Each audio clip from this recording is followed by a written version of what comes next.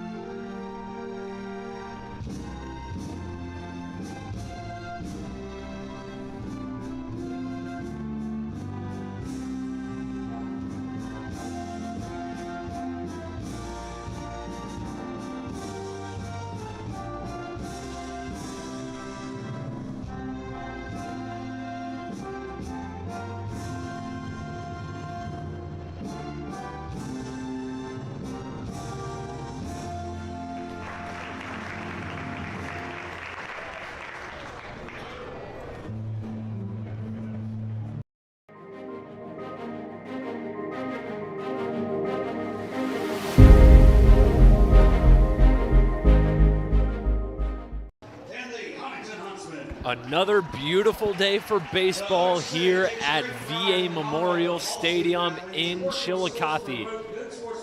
This Division III District Final on Southern Ohio Sports Authority, presented by OhioHealth, features the Fairland Dragons and the Huntington Huntsmen.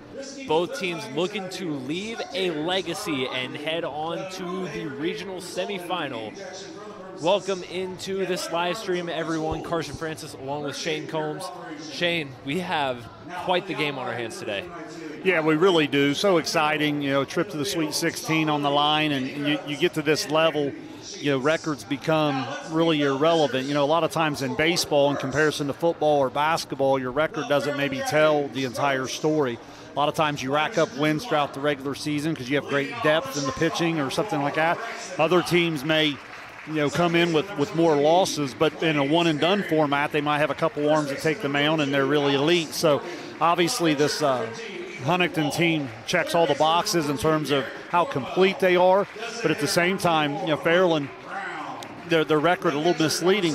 I think, SVC area fans that tune in, all you need to know is 24 hours ago they went toe-to-toe with the SVC champions, St. Trace Pioneers, and came out on top. So I think everything equals to what should be just an incredible game this evening. Yeah, Fairland last night down 4-3 going into the 7th inning, scored 3 runs in the top half and came out with a 6-4 win over the Pioneers. Fairland coming into this game with a record of 13-14, started the season 1-7, and yet here they are playing for a district title. Yeah, it's a thing late in the year. Sometimes you hit your stride and you get going. Like I said, pitching, certain matchups, certain different things throughout the year. Rain moves games back. You start playing a bunch of games in a short amount of time. But it's kind of unique that we're sitting here on the back-to-back. That's something they went to in the district tournament a while back, and we went from the 10 innings and 3-day rules to the pitch count rule, and that's obviously changed it even more. So when you start playing on this second night, that's where some of the pitching depth can really start to showcase. Maybe not here at the start, but if some of the starters are not efficient and you get into that third or fourth arm before the night's over, that could really show up. Fairland, the visiting team on the scoreboard in their visiting greens. We'll go over their batting order real quick. Bryson Hunt leading things off at shortstop, followed by the second baseman, Blaze Perry, first baseman, Alex Morgan, Ethan Wall pitching and batting cleanup for the Dragons, followed by Garrett Cornwell at third base, Luke Brown, the designated hitter, Cyrus Cummings behind the plate, Ben Southard in left field, and Keegan Smith in center.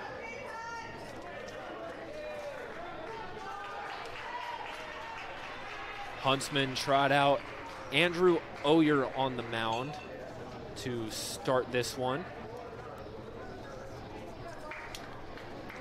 Hunt steps into the batter's box. Oyer delivers the first pitch, and we're underway. Inside for ball one. You're just a sophomore, been a workhorse for Coach Carroll and the Huntsmen. 9 wins on the year to just two losses, and pitches a lot of big games for him. And this is probably the best defense that the Huntsmen will roll out in this particular lineup. Your second team All-SVC and second team All-District this year. Pretty impressive season for the sophomore.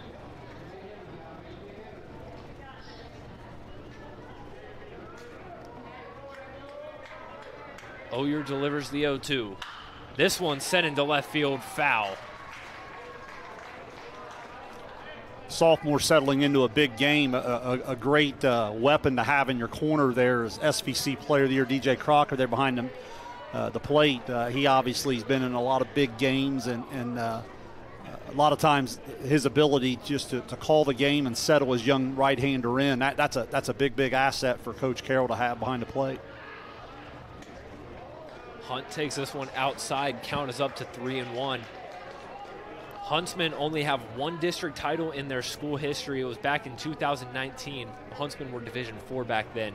This would be their first district title in Division III. Here's the 3-1. Taken for a called strike 2. Count is full.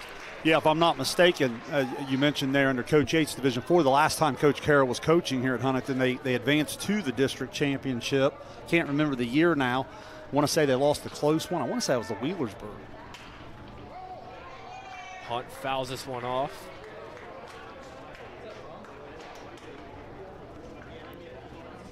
Last appearance in the district final for Huntington was back in 2021, a 7-1 loss to Valley.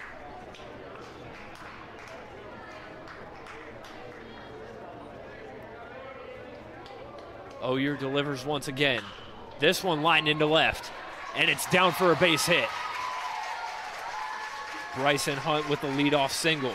Just a really good at bat, fought off some good pitches, runs deep in the count, and then serves the base hit there to left. And obviously getting that leadoff guy on base. And if you look statistically, he's one of their top base runners. If not, I believe he is their top base stealer. So early on, Huntington will want to be aware of the running game of the Dragons.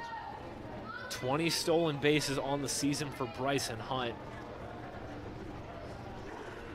Leads the team in that category. It's always a chess match in your preparation for these, especially on the quick turnaround when you have the elite catcher behind the plate and the elite base runner at first. Could be a fun matchup here. Blaze Perry steps in now, drops a bunt foul. Now that's a thing that Fairland used to their advantage last night in the win over Zane Trace was the bunt. Yeah, really handled the bat well there. That was kind of one of those situations where I think ideally you're looking at it from a sacrifice, but he kind of squared a little late, maybe with the idea of pushing that up the first baseline there, maybe for a hit as well.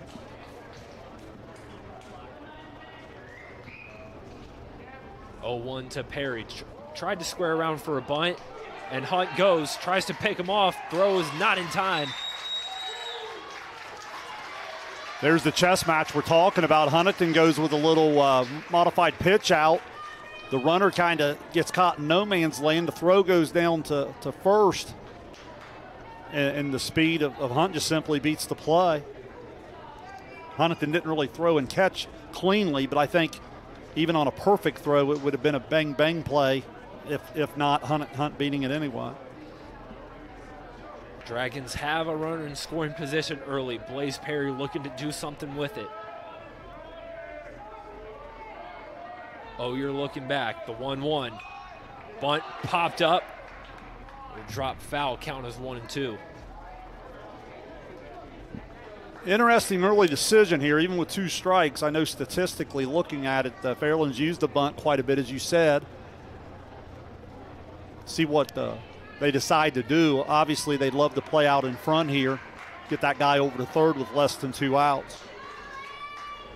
Perry only batting .218 on the year, had a big at-bat in the 7th inning last night to tie the game.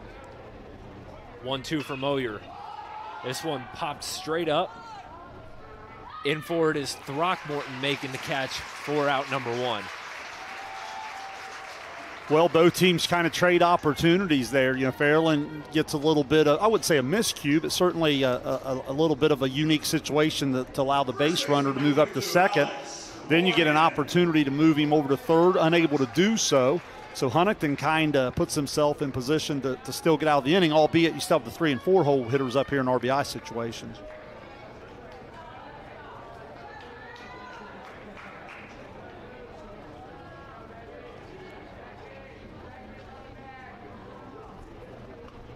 Alex Morgan takes the first pitch for strike 1. We'll quickly go over the defensive alignment for Huntington, going from left to right. Mitchell Willis in left, Braylon Leach and John Black make up the outfield.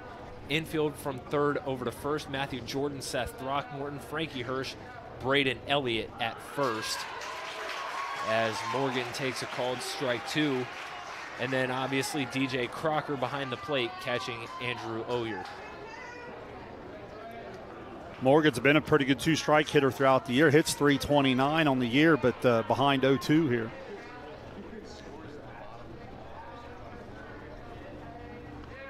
Oyer delivers. Just a bit outside for ball 1. Well, you get the first 2 on the black.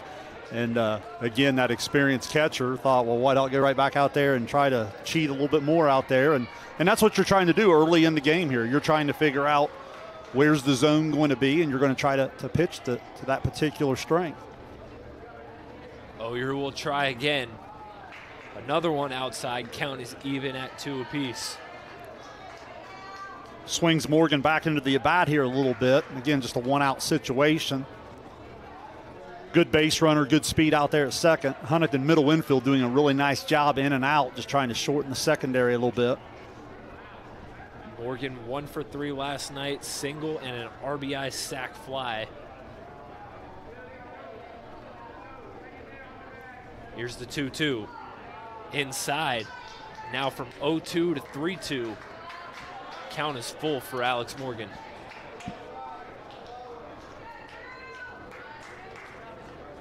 Oh, you're really, really talented. Trust all his pitches and all his counts. He'll stay stubborn in the zone, even early in the situation here. He wants to come at the hitter, but he does have first base open if he still wants to make his pitch.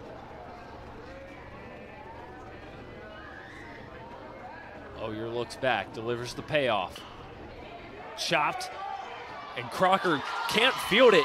Takes an awkward bounce away from the hand of Crocker. And Alex Morgan stands at first base.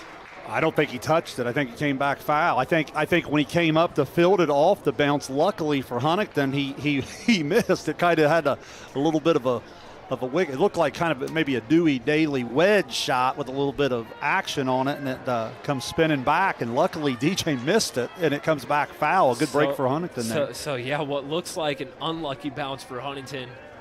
Actually, the Huntsmen do get lucky as the 3-2 once again swung on and missed. So Oyer strikes Morgan out on the redemption pitch, and there's 2 away. Great sequence there. Again, you called it well. Huntington catches a little bit of a break, comes back.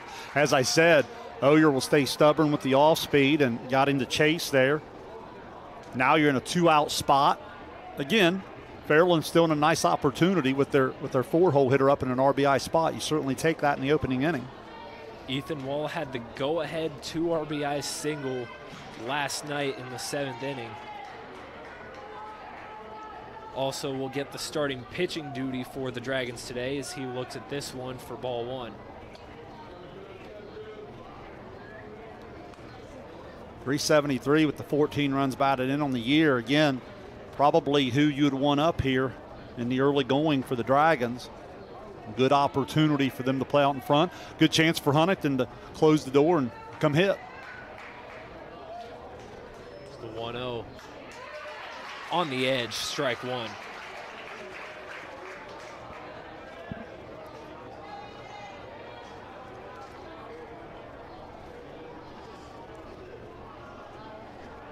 14 RBI on the season, has homered twice. There's the 1-1. Once again on the edge of the zone, called strike 2. And again, against the left-handers here, they've had success with that going way out there. Huntington plays them fairly straight up, maybe a touch to pull, but then cheating there on the outside corner a little bit. Be interesting to see if he stays out there.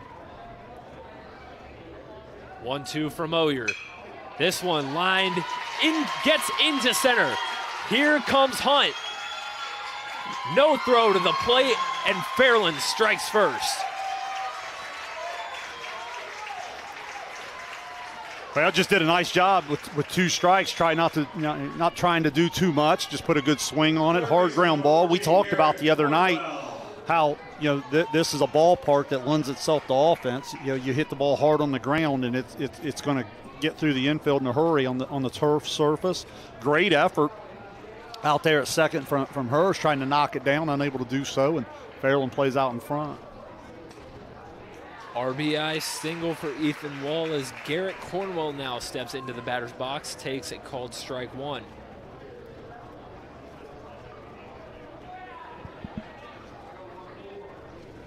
Cornwell batting .232 on the year, 0 for 3 last night.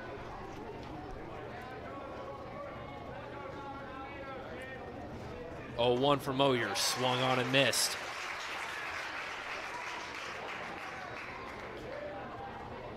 Way up here in the 0-2 spot.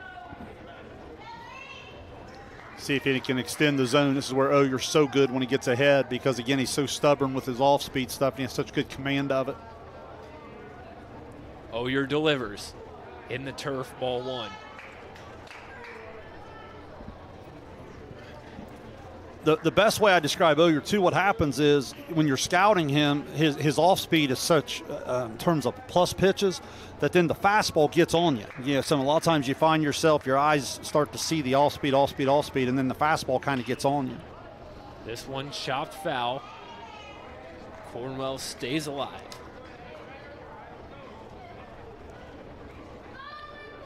Fairland finished tied for second in the Ohio Valley Conference. Finished tied with Ironton, with Portsmouth, who will be playing in a district semifinal tomorrow night, won the league at 12-2 league record.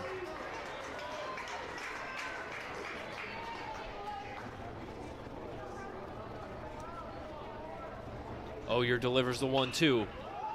Popped into shallow center. Charging in his Leach, caught by Throckmorton going back, and that will retire the side. Dragons get a run early. Huntington looks to answer in the bottom of the first. You're watching Ohio High School Tournament Baseball on Southern Ohio Sports Authority, presented by OhioHealth.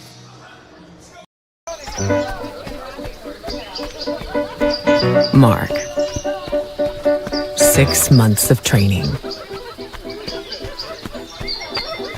8 miles to go. A 3-way tie for almost last place. Look good in these shorts, right? And 3 years since he and his team at OhioHealth left cancer in the dust.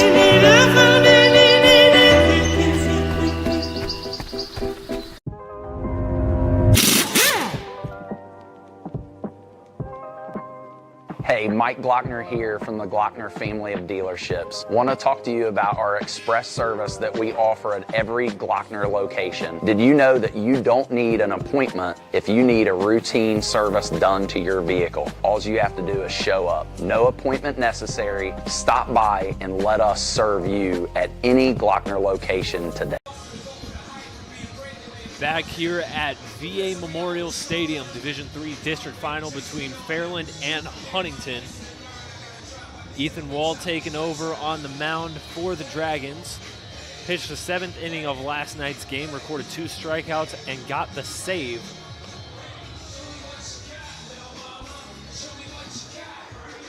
Wall posting a 2.89 ERA, 51 strikeouts on the year. Yeah, you look at the strikeout more than innings pitched. That tells you he's got some put-away stuff. Huntington is a group that's tough to strike out. They're tough to walk as well. They're a pretty aggressive group. they'll hit. And right off the bat, you talk about hitting. This kid's as good as it gets in the leadoff spot with Leachy. In terms of a 5-tool high school player, hits around 500, and then when he's on base, he's pretty quick to get the second with pushing up around 25 to 30 stolen bases as well. So really, really big spot against Huntington, trying to get the lead man out. Braylon Leach steps in for the Huntsmen, takes a called strike one. Rest of the batting order for Huntington looks like this. Mitchell Willis follows Leach, then DJ Crocker, Braden Elliott, Seth Throckmorton, Landon Lowry, the designated hitter. As this one's outside for ball one. Bottom of the order, John Black in right field, second baseman Frankie Hirsch, and Matthew Jordan in the 9 spot.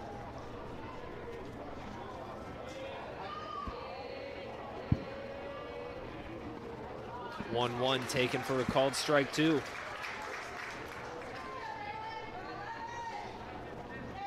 Leach, a member of both the first team All-SVC and All-District.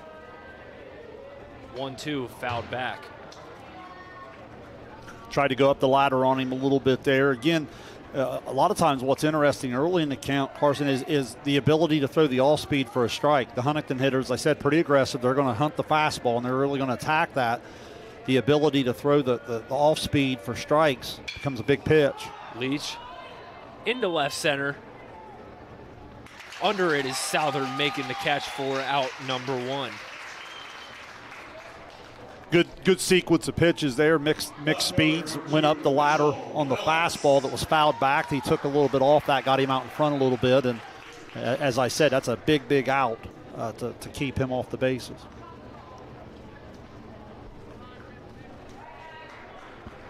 That'll bring up Mitchell Willis, the left fielder.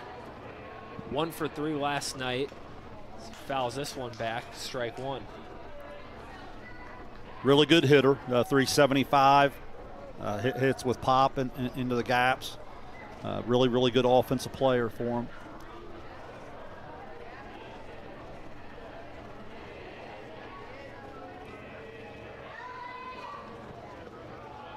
One from Wall in the turf, evens the count at 1 apiece. You talked earlier about the tendencies of these Huntington hitters. Obviously, you face these guys twice in the regular season. As this one popped up, coming off the mound to make the catch is Wall for out number 2.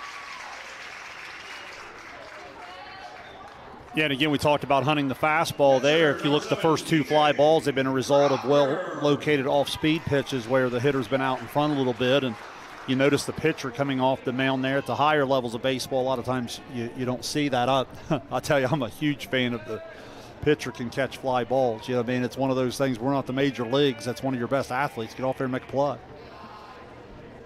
SVC Player of the Year DJ Crocker steps in, taking first pitch for a ball.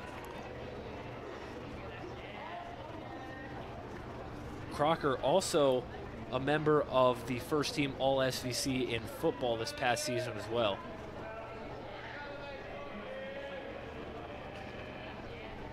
One 0 to Crocker in the turf.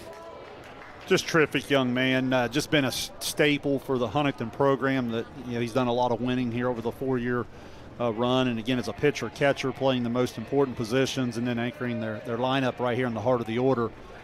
Just a terrific player. Taken inside, ball 3. In an RBI spot, you might turn him loose. This early in the game, 3-0. I would think you're taking all the way. Let's see what Coach Carroll has in mind here. Nope. 3-0, this one. Popped into shallow center. Making the catch is Keegan Smith, and the Huntsmen go down in order in the bottom of the first. 6, 7, 8 hitters due up for Fairland as they have a 1-0 lead after the first inning. You're watching Ohio High School Tournament Baseball on Southern Ohio Sports Authority, presented by OhioHealth. This broadcast is brought to you in part by Willie & Son Trucking. Willie & Son Trucking has been a proud supporter of local student-athletes, coaches, and athletic programs throughout its history. Be sure to look out for the Shack Athlete of the Week, presented by Willie & Son Trucking, each week at SOSAOhio.com. Kimberly. Tons of practice. One chop away from a black belt. 7 of the best sidekicks. And 5 years since her cancer diagnosis at OhioHealth.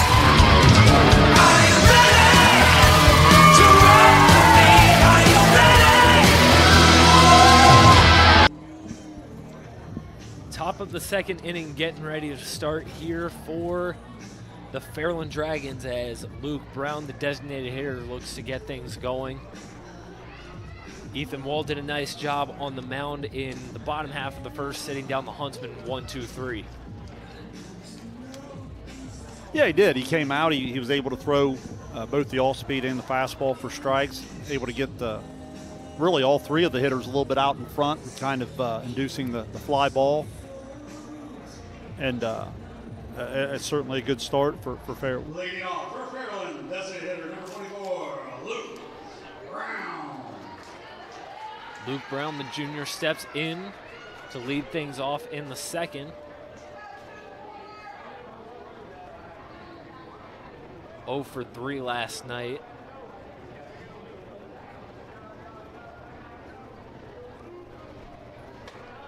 You're going back to work in the second, delivers one high for ball 1. Yeah, despite the lower batting average, he's really been involved in a lot of run production, scoring and driving them in. Now he finds himself here in a leadoff spot where his Fairland team needs him to work his way on and try to jumpstart something. Brown sends one into left center. Charging in is Willis, making the catch for out number 1. Catcher number 7, Cyrus Cummings. Brings up the catcher, Cyrus Cummings, for the Dragons. This is where you work to the bottom of the order here. If you're in Huntington, you really want to attack the zone and make sure you're working ahead in the count. Cummings takes the first pitch for a called strike. Not a lot of production offensively for Cummings this year. No, playing the catcher position, correct there. He does a nice job there handling the staff, and a lot of times I'm sure that's his number 1 job. Takes a called strike 2. You see Oyer change the arm angle there, a couple pitches there, just to kind of show the entire Fairland dugout a little bit of a different release point. 0-2 from Oyer, chopped over to third. Jordan over to first, can't field it cleanly. Braden Elliott had trouble scooping that one out of the turf. And Cyrus Cummings is aboard with 1 out. Good effort from Elliott. That pulls him up the line there. You got the base runner coming down the line at you there, and just a little bit of a short arm on the throw, and our first miscue of the game. And let's see if what Fairland has in mind here in terms of moving the runner. Southern tries to lay down a bunt. Misses, and they tried to pick off Cummings at first, unsuccessful. Yeah, I think the bunt ended up drawing.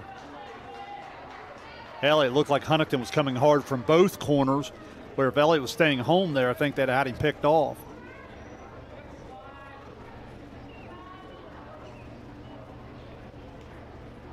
Oh, 1 to Southern. This one lined up the middle, base hit.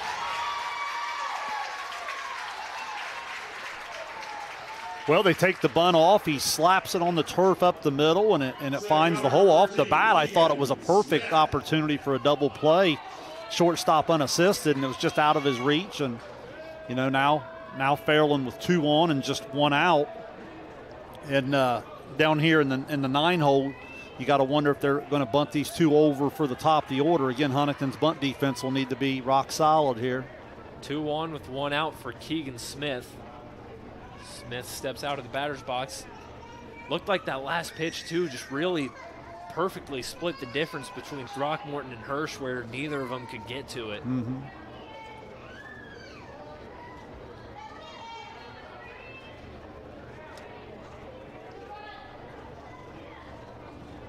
First pitch to Smith. Smith lays a bunt down.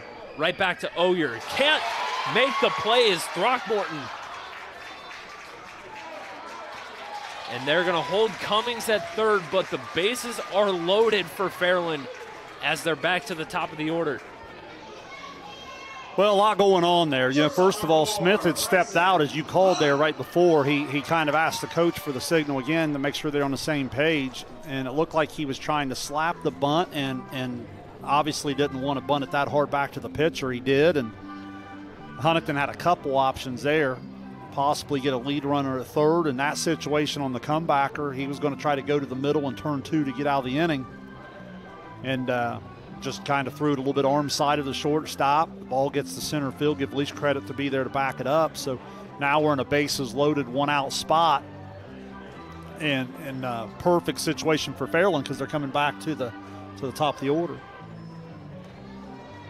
Fielder's choice and an error from Keegan Smith. Like you said, back to the top of the order. Here's Bryson Hunt.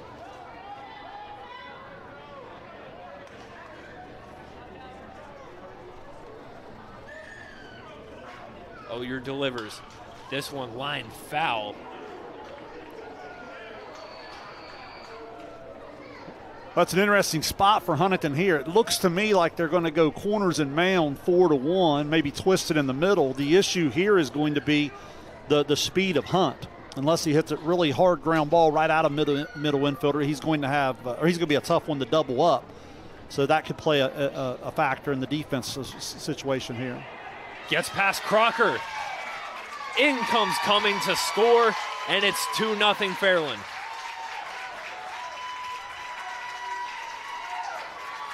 Yeah, you won't see that very often. I couldn't tell if they crossed up a little bit or just kind of mishandled. Gets by and the run in, and now you move up. You take the forces out with just one out. Fairland with an opportunity here to still add on.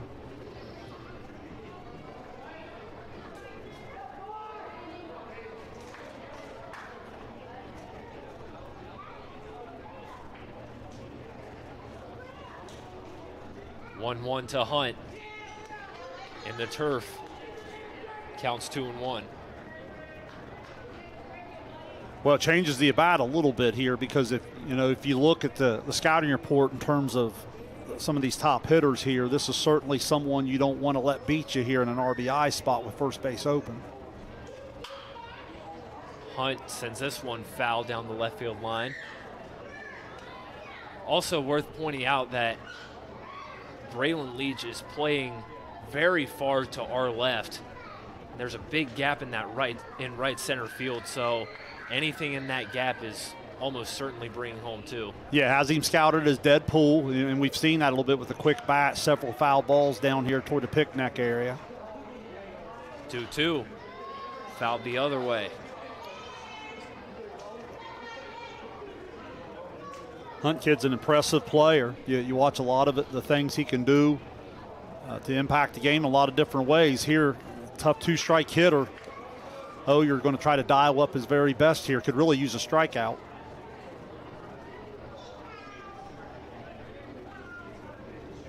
Payoff from Oyer. Popped up. Good pitch. Going back, Throckmorton under it, makes the catch out number 2. Big-time pitch against the big-time hitter there. We talked about needing the strikeout. You don't get the strikeout, but the location of that pitch really was able to eat Hunt up a little bit. Fly ball goes up in the infield, and now Huntington with an opportunity to attack the two-hole hitter here and get out of the inning. Blaze Perry stands up for the second time today. Popped out in his first at-bat. First pitch this time down low. It's one of those situations where even if he doesn't drive in the run, you're hoping he just keeps the line moving if you're Fairland, with Morgan and Wall coming up on deck and in the hole behind him. If you're Huntington, this is certainly the hitter you want to attack and try to get out of the inning. 1-0 from Oyer. Perry thought about it, takes a called strike one. Perry, a senior on this Fairland squad. batting .218 coming into this game. Special mention all district.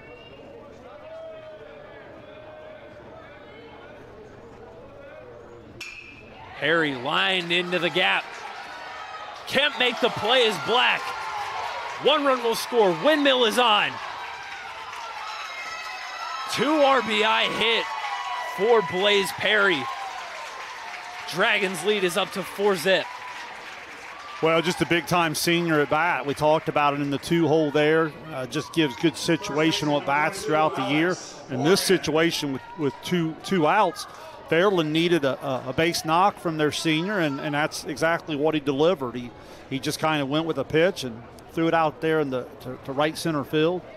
Great call from Newcars. It was a great effort. Just couldn't come up with it, and now you're still knocking on the door because you have some of your best run producers here with another RBI opportunity. Alex Morgan up the middle, fielded by Hirsch. Makes the throw for out number 3, and that will retire the side. But Fairland adds 3 more runs on the board in the second. Huntington looks to answer in the bottom half. You're watching Ohio High School Tournament Baseball on Southern Ohio Sports Authority, presented by OhioHealth. There's not a Par Mar store near you now, there will be soon. That's the slogan, and that's what we believe at Par Mar stores. From groceries to gas and all the other stuff you need, Par Mar has it. Download the Par Mar app for even more savings, and don't forget the Par Mar rewards card too. We also believe in being a big part of your community, so look for us at the ball game or wherever you are. Shop us today, like us on Facebook, Instagram, Twitter, and remember, if there's not a Par Mar store near you now, there will be soon. This presentation of high school sports on Southern Ohio Sports Authority is brought to you in part by your local McDonald's. McDonald's proudly supports all area athletes again this season. Visit your local McDonald's in Chillicothe, Circleville, Greenfield, and Waverly, and be sure to check out SOSA's newly relaunched podcast, Overtime, presented by McDonald's. Middle of the order due up for Huntington in the bottom of the second. Fairland puts up 3 in the top half and extends the lead to 4-0.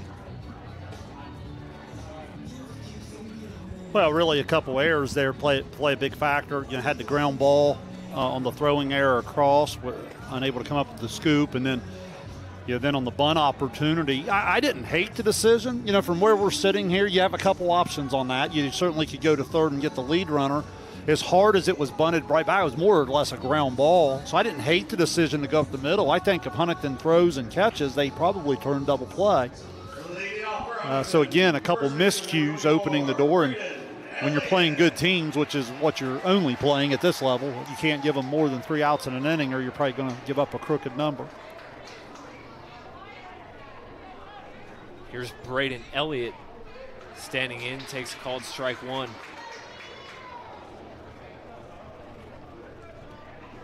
Elliott was starting pitcher for the Huntsmen last night. He swings and misses at strike 2. Elliott last night went the distance on the mound, giving up only 5 hits. All 3 runs he gave up, none of them were earned.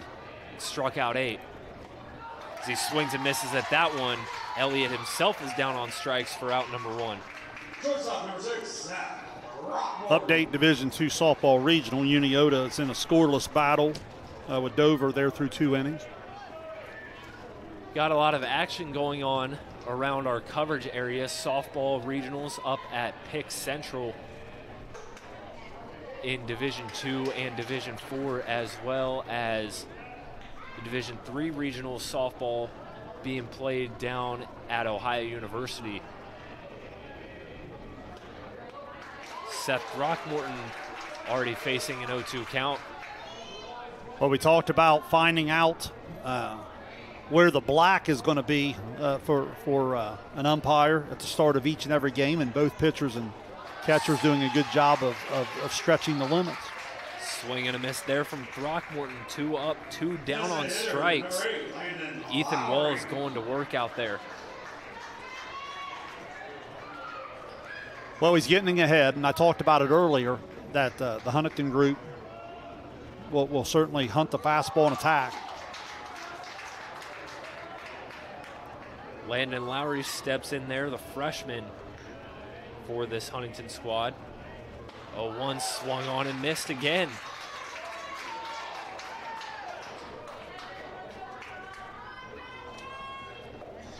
Time called here. Lowry go over and have a little chat.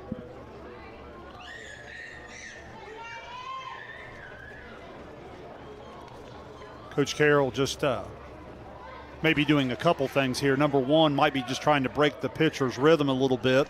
The other thing is he might just stand there until the home plate umpire tells him to go because he's got a guy down in the bullpen trying to get loose. So he might just be giving him a little bit more time to get a few extra tosses in. Lowry stands at 0-2.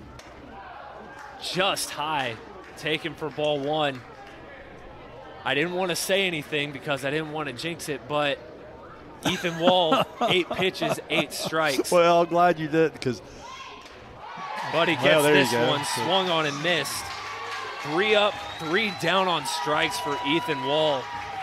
Great shutdown inning, and Fairland looks to add on to a 4-0 lead as we go to the third. You're watching Ohio High School Tournament Baseball on Southern Ohio Sports Authority, presented by OhioHealth. Williams has transferred to Wendy's for the new loaded nacho cheeseburger. This burger's my inspiration, and I just hope to inspire you. Oh, you have inspired us.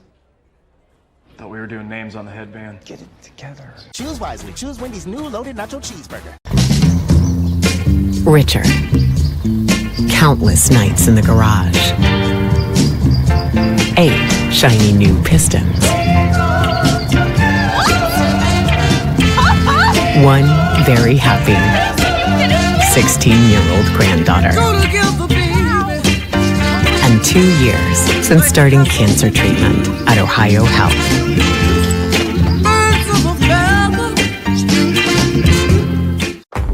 Glo Fiber is now in Ohio. And with gig speed fiber internet, we're keeping things real. As in real reliable speeds.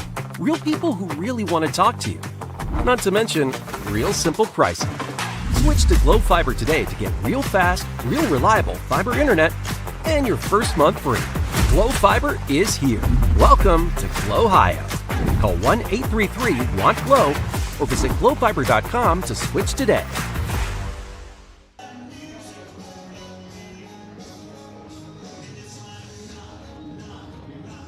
Well,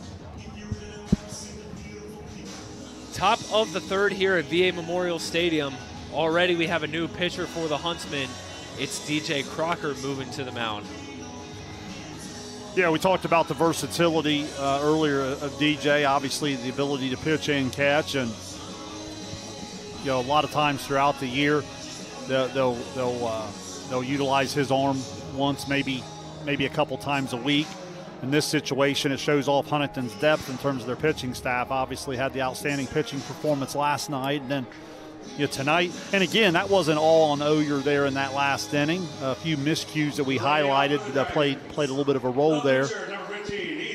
But again, Coach Carroll in this situation going to turn to the senior and see if he can't settle into the game a little bit. That also gives you the different catcher here with Lowry back here behind the plate. I was going to say I couldn't tell for a minute who took over behind the plate. I guess I'm making an assumption there. I apologize if I'm wrong, but I think that would be Lowry. I want to say that's Lowry behind the plate as Ethan Wall steps up for the Dragons. Takes this one for a called strike one. Ethan Wall, tremendous inning on the mound last half. 1 pitch off from an immaculate inning.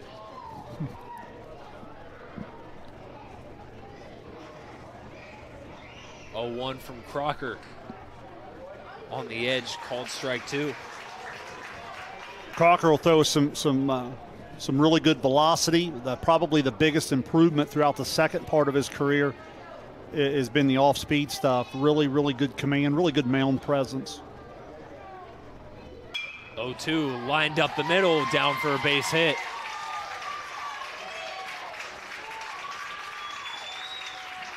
Just good piece of hitting. I mean, they've been working the outside corner against the Fairland left-handed hitters.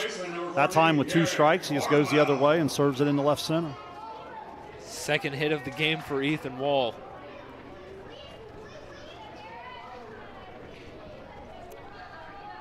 Garrett Cornwell now batting.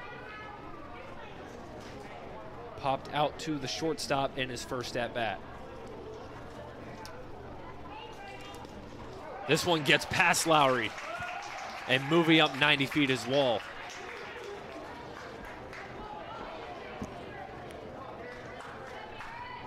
That'd be something to just kind of pay attention to. You know, Lowry coming into a district championship setting right here in the third inning, and you make the switch.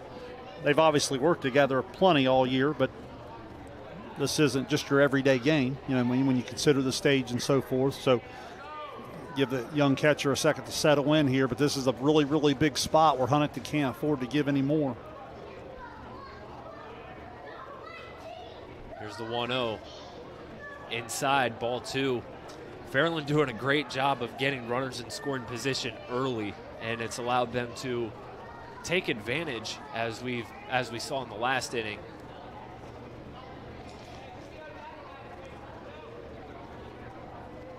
(2-0) to Cornwell. Chopped foul. I've been impressed with Fairland's presence in the batter's box. You know, that's where a lot of times in baseball the stat sheet doesn't tell you everything. You can read certain things and you can get a feel for who a kid, especially 26, 27 games in the year. But I've just been real impressed beyond the numbers, just their presence and their understanding of situational baseball and what needs to be done. Crocker going right back. Cornwell sends this one high into center field. Under it is Leach making the catch. And Wall will hold it second. Most high school parks, you wouldn't even think about tagging up the left center, but in this ballpark, that ball was hit pretty well. But again, you have an elite arm out there, and Fairland chooses not to send the runner there, so that's a good out on the defensive side, not a productive out for Fairland as the base runner gets stuck there at second now with one out. Designated hitter Luke Brown at the dish for the Dragons. He sends this one right up the middle, in for a base hit. Windmill is on for Wall. Throw to the plate, offline. Wall slides into home safely. RBI single for Luke Brown. Dragons go up by 5. Yeah, good swing, nice level cut. Hits a hard ground ball back up the middle. They were sending him all the way. Throw comes up the line a little bit, and now Fairland leads it 5-0.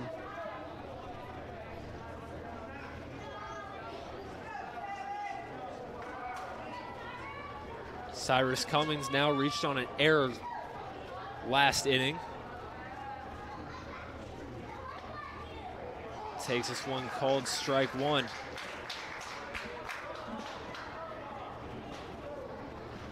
Fairland got here with a sectional title win over Rock Hill and then a win in the district semifinal last night against Zane Trace. 0-1. Chopped over to third. Jordan to second. There's one. Throw to first. Not in time. No, they're going to call him out. It's a double play. They called him out from the second base umpire. The 5-4. They must have the interference there out at second base on the slide. Then is the call, because obviously at first base he beat the throw and it was dropped. But yeah, the second base umpire on the play there at second went ahead and completed the double play. 5-4-3 double play for the Huntsmen rather. Dragons get a run across. You're watching Ohio High School Tournament Baseball on Southern Ohio Sports Authority, presented by OhioHealth. Mark. 6 months of training. 8 miles to go. A 3-way tie for almost last place. You look good in these shorts, right? And 3 years since he and his team at OhioHealth left cancer in the dust.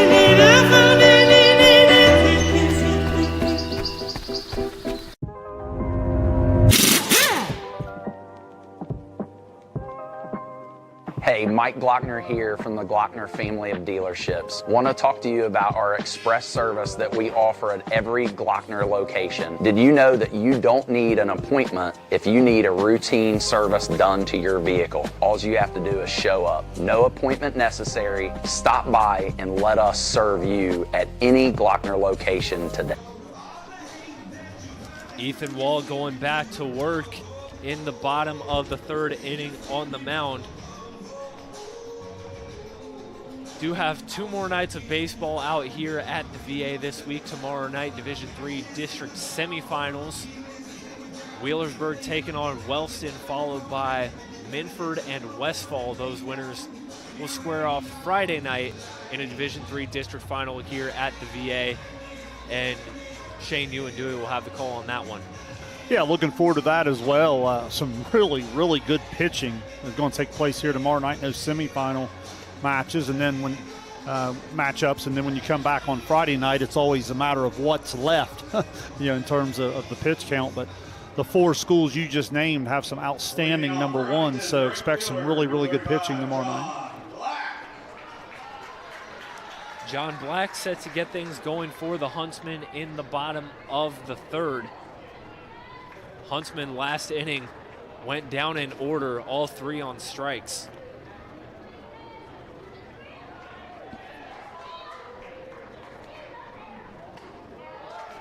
Black swings and misses on the first pitch there.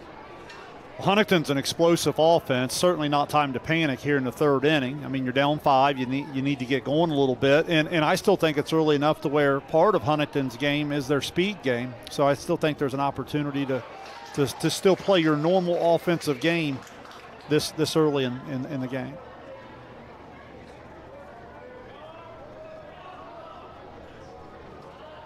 Oh, 2 to Black. Just outside. Count is 1-2.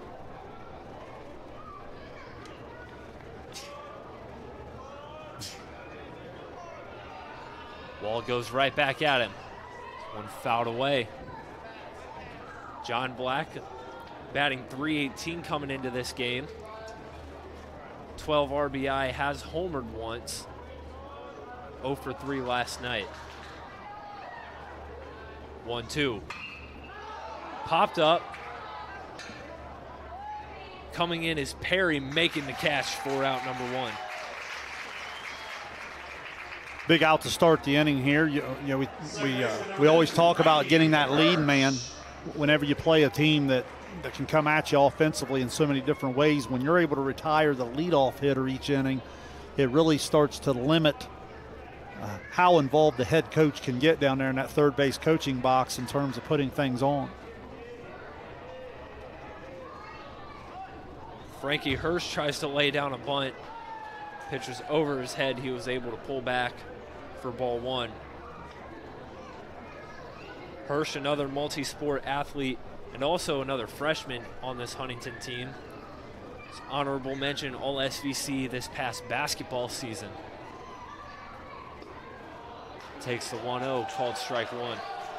Yeah, really talented young man, really, really good baseball IQ, and it's such a great opportunity coming into your freshman year, getting the chance to play with this particular senior class and not having to take on a huge role, just kind of becoming comfortable in the role that Coach Carroll asked you to take.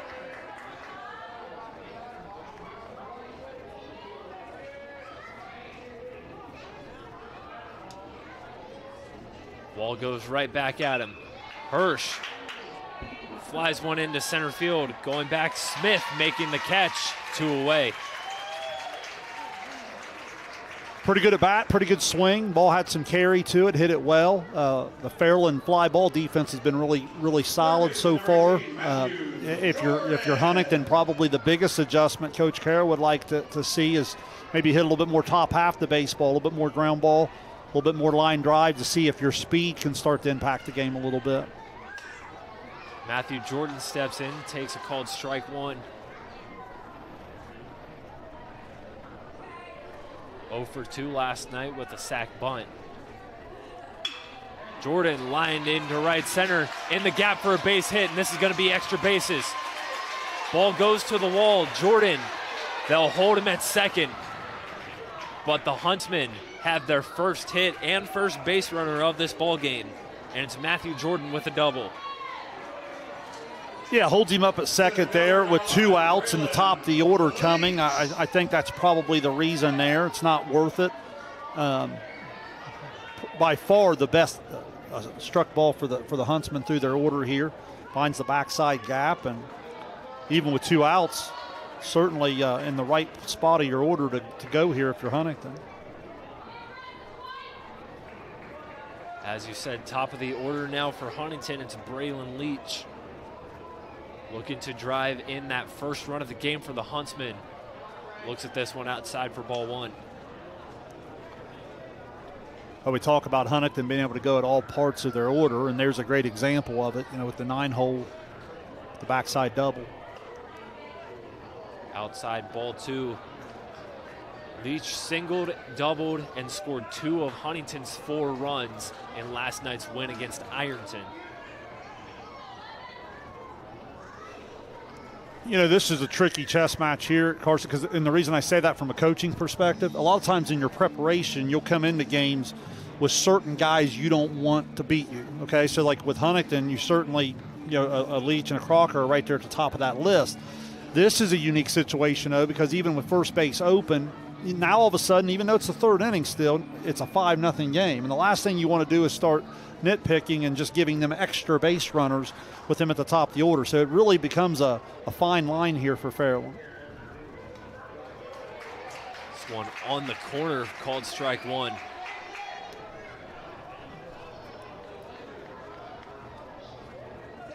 It's the old, hey, attack that hitter without giving him something good to hit. Easier for the coach to say from the dugout sometimes. 2-1 high taken for ball 3. Hitters count to Braylon Leach.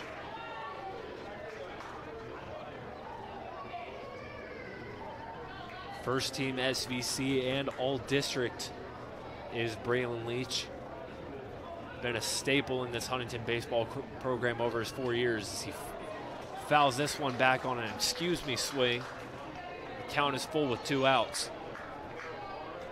Yeah, really got inside on him. Probably would have been ball 4. That's the unfortunate part. The fortunate part is that you foul it off and you didn't, dribble it out in play where you could have been the 3rd out of the inning. 3-2. Line into right field, down base hit. They're going to send Jordan. No, they're going to hold him at 3rd. And that puts runners on the corners now with 2 outs for the Huntsmen.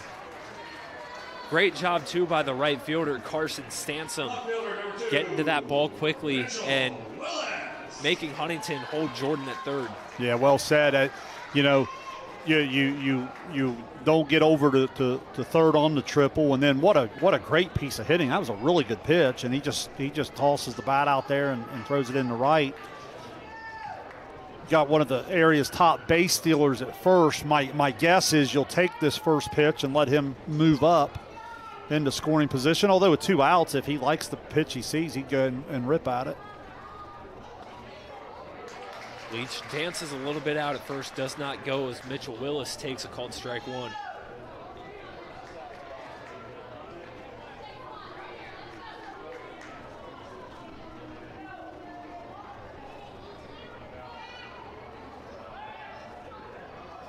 Wall looks Leach back over to first.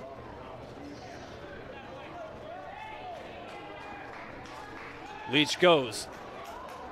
No throw over to second, defensive indifference. Willis is down 0-2.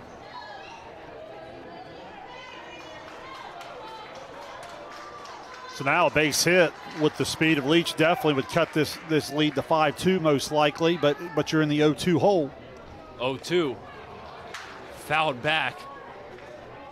Willis just staying alive out there.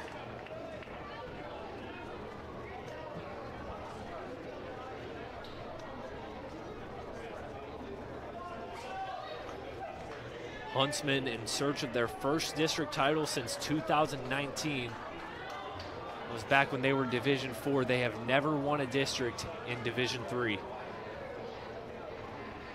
0-2. Called strike 3. And Ethan Wall works out of a jam and keeps the goose egg on the board for Huntington. Dragons look to go back to work with their bats as they hold a 5-0 lead as we head to the fourth. You're watching Ohio High School Tournament Baseball on Southern Ohio Sports Authority, presented by OhioHealth. This broadcast is brought to you in part by Willie and Son Trucking. Willie and Son Trucking has been a proud supporter of local student athletes, coaches, and athletic programs throughout its history. Be sure to look out for the Shack Athlete of the Week presented by Willie and Son Trucking each week at SOSAOhio.com. Kimberly. Tons of practice. One chop away from a black belt. 7 of the best sidekicks. And 5 years since her cancer diagnosis at OhioHealth.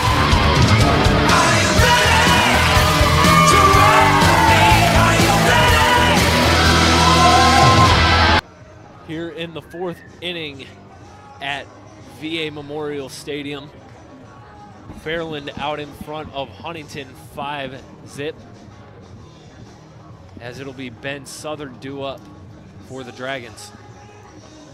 Yeah, great opportunity for Huntington there. A little 2-out lightning with a double and then a single. Move up the second base there, and you had second and third. And really, Wald been going with his pattern. He went fastball up, and Willis was able to fight it off, and then comes back with the off-speed pitch. And his command of that particular pitch has just been outstanding through the first half of this game.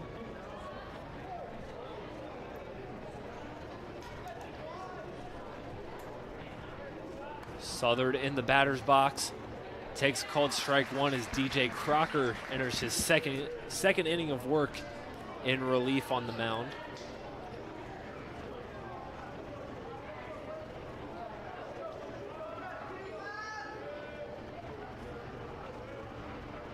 Here's the 0-1 outside in the turf.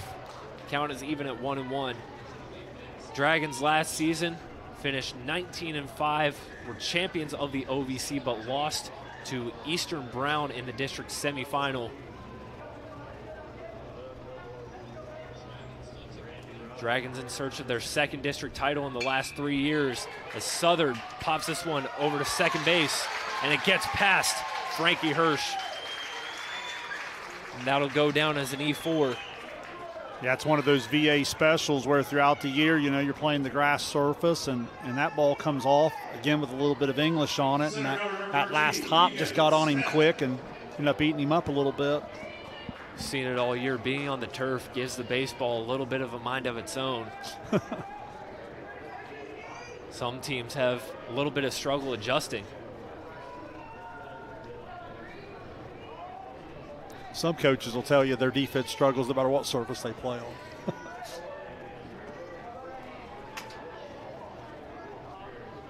Center fielder Keegan Smith at the dish. Reached on a fielder's choice. Back in the second. Ball gets past Lowry. Advancing 90 feet is Southern. Yet again, early in the inning, Fairland finds itself with a runner in scoring position. Well, Fairland was going to, ended up showing bunt, was going to try to bunt him over to second. Now with nobody out, and really you're in a position where if you're Fairland, where you're just trying to play out on. Wouldn't surprise me if they keep the bunt on and try to move him over to third. Let's see what they have in mind here.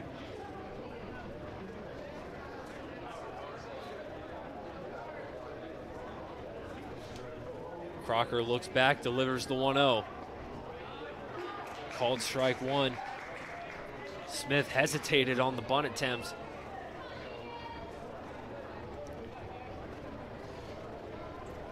A lot of options here if you're Fairland. It's a lot easier to roll the dice when you're up 5-0 in this situation.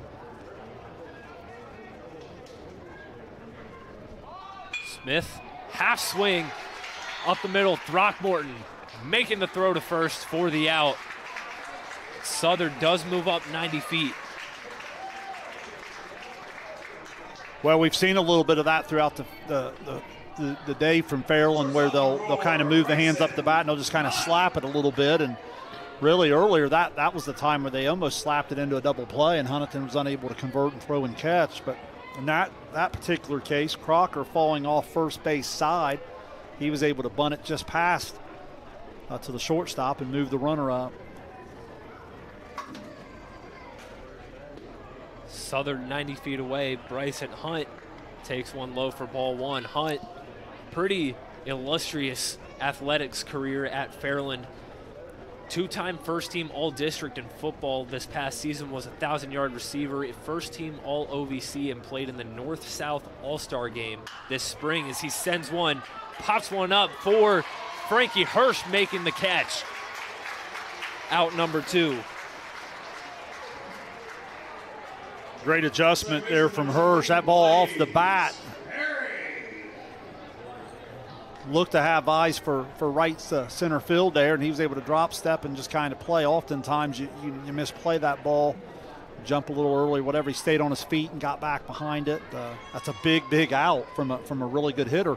I'll keep in mind, though, it was Perry earlier that came up with the big 2-out hit.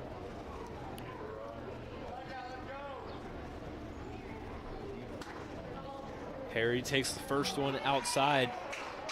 2 RBI single back in the second.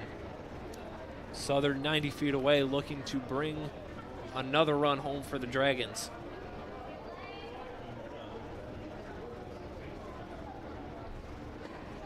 .0 taken for a strike. Looks like Huntington wants to attack that outside corner, and with the hard breaking pitch, that guy at third, less than 2 outs, catcher play becomes really, really important here.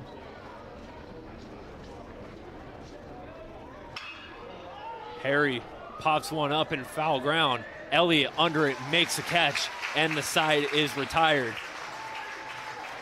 After giving up the first base runner, Crocker does a good job in damage control.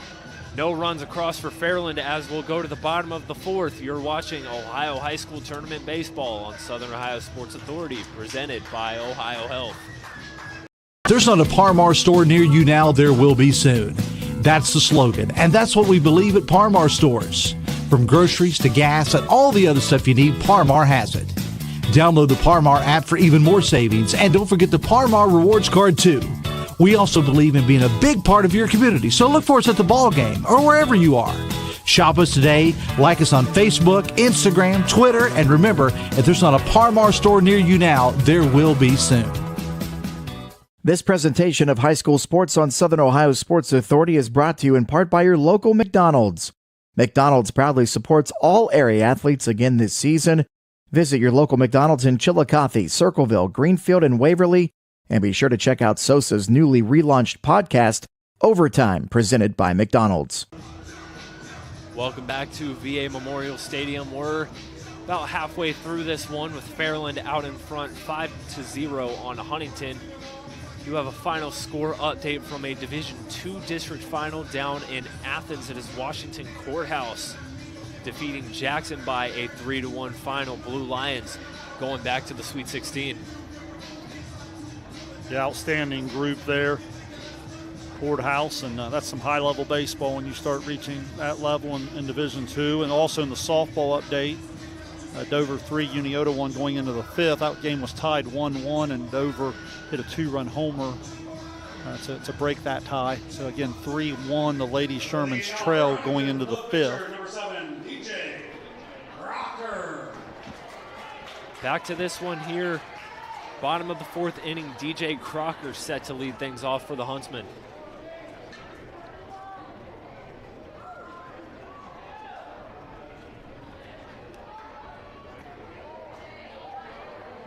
Takes this one for ball 1. 1 for 2 with a double and an RBI last night. It's the 1-0. Outside once again. Huntington finished the regular season tied for second place in the SVC with Unioto. As both teams a game behind the SVC champion, Zane Trace. 2-0 in the turf, ball 3.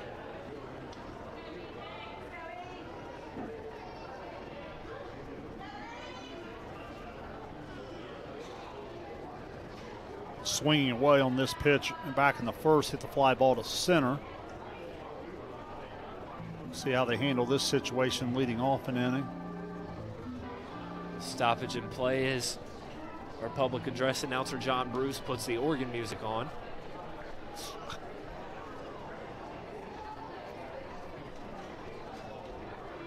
(3-0) the count.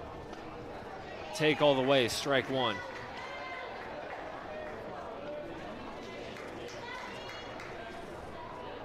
Last season, Huntington again finished tied for second in the SVC, but got bounced in the sectional by Southeastern as he chops this one over to Cornwell, making the throw to Morgan for out number one.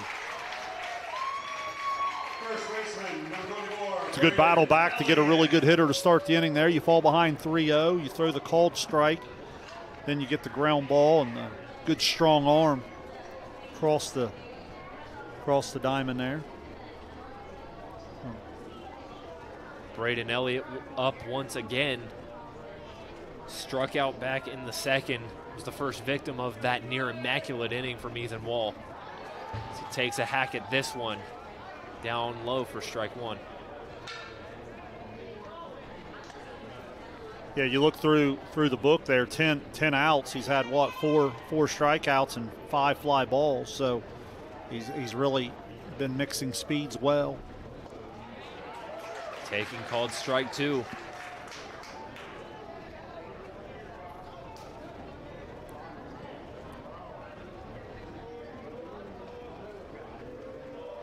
Two from Wall, lined into the right, base hit. And they're gonna send Elliott to second. This one gets past the outfielder. They're gonna send him to third. Sliding into third safely is Braden Elliott. And the first run of the game, 90 feet away for the Huntsmen. Shortstop, number 6, Seth Throckmorton. Yeah, a little jump start for Huntington here. We'll see how they score that one. I mean, obviously a base hit, and then I couldn't tell if it was going to be the double and an error or a single and the 2-base error. Nonetheless, Huntington could care less about that right now. They have a guy over at first base with 1 out and a chance to dent the scoreboard for the first time. Seth Throckmorton in there with Elliott 90 feet away. Takes this one for a ball. Throckmorton's been really improved offensively, an elite defender. Has really turned it on offensively this year a little bit, showing some great improvement. 2 for 3, 2 RBI in last night's game was Throckmorton. 2-0, lined into center, down base hit. In comes Elliott, and the Huntsmen are on the board for the first time today.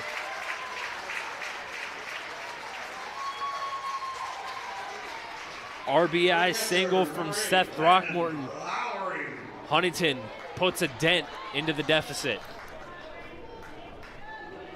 So again, Huntington takes advantage of a little miscue out there in right center field. Good RBI hit with only 1 out. Still an opportunity to add on here. Here's Landon Lowry. Showed bunt. Throckmorton goes. Throw is in time. They got him.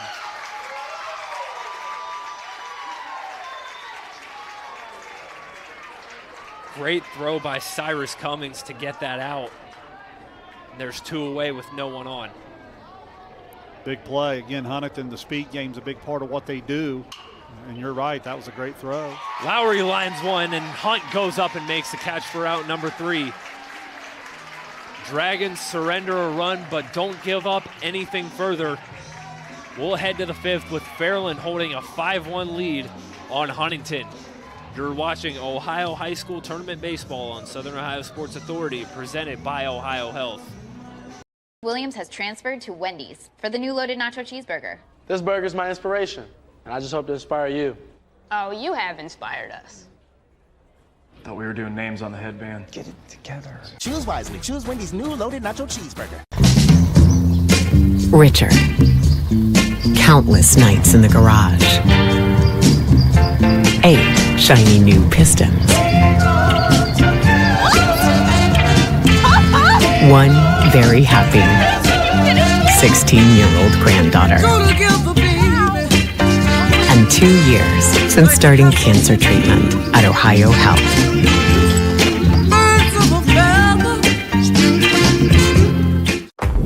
Glow Fiber is now in Ohio.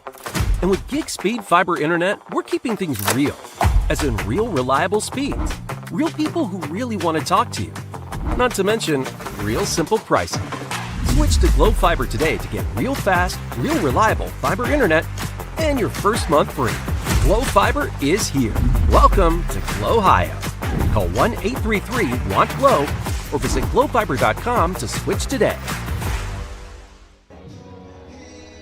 Fifth inning set to get underway here at VA Memorial Stadium, home of the back-to-back defending Prospect League champion Chillicothe Paints. Fairland surrendered its first run of the game back in the bottom of the fourth. They look to get it back, maybe get a little more insurance here, as it's Alex Morgan set to lead things off. Leading off for the Dragons, first baseman, number 22. Well, in that last half inning, you had a defensive miscue that kind of set the table for the first run, but then you had an elite throw from your catcher that kind of halted the inning from going any further.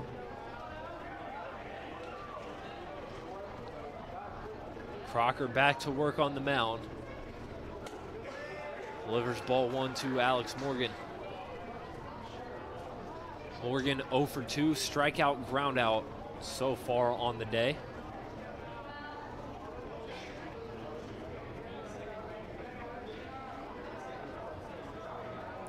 Here's the 1-0. Chopped. Lowry, bare hand. Throw to first is in time for the first out. Good play. That ball, similar earlier. Remember the one that when Crocker was catching came out. I think that ball probably would have ended up coming foul off of the spin. He recognized that he was in a great position to record the out, and he snagged it out of the air while fair and made a good throw. Good play. Ethan Wall up for the third time today, 2 for 2. Singled twice, came around to score back in the third. This one inside, that got him. Third baseman, number 14, Garrett. Wall is on base for the third time today.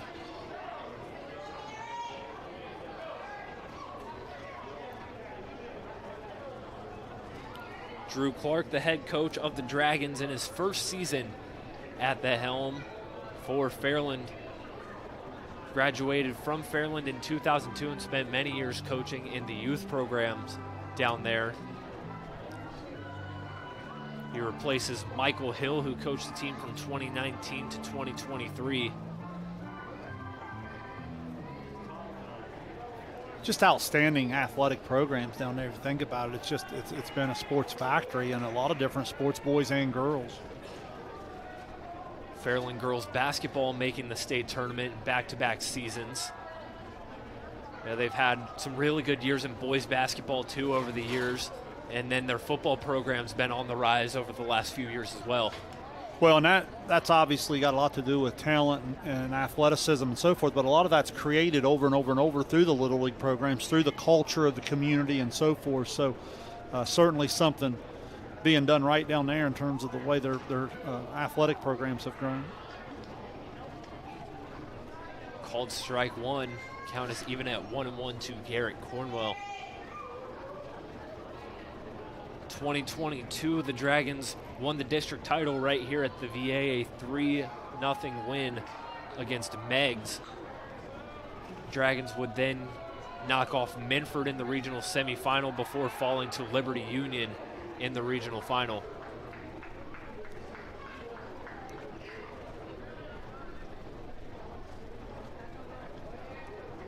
Had him leaning there on that last pickoff move. See if the Dragons start the running game here. 1-1, swung on and missed. Lowry and Crocker really keeping an eye on Wall over at first.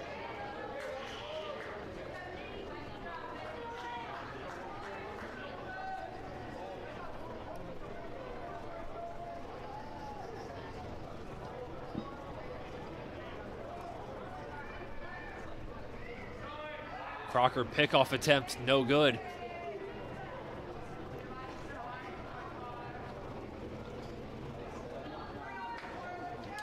Job of changing up his holds. He'll hold it for different periods of time each time. 1-2. High gets past the catcher. Lowry fields it. And by the time he does, Wall advances another 90 feet.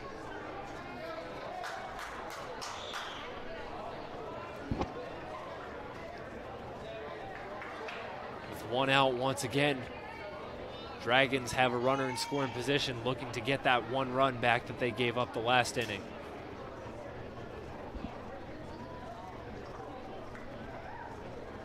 Crocker looks back, delivers the 2-2. Lined him, laser into the glove of Matthew Jordan. Jordan over to second for the 5-4 double play, and that'll end the inning. Great play there by Matthew Jordan to grab that one out of the air. And Fairland unable to get another run across. Their 5-1 lead will hold into the bottom of the fifth. You're watching Ohio High School Tournament Baseball on Southern Ohio Sports Authority, presented by OhioHealth.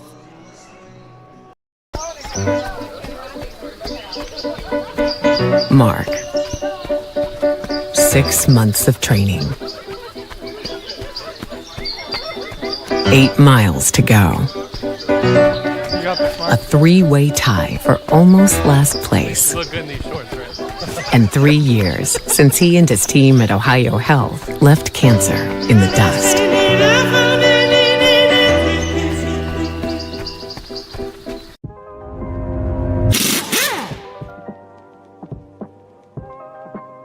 Hey, Mike Glockner here from the Glockner family of dealerships. Want to talk to you about our express service that we offer at every Glockner location. Did you know that you don't need an appointment if you need a routine service done to your vehicle? All you have to do is show up. No appointment necessary. Stop by and let us serve you at any Glockner location today.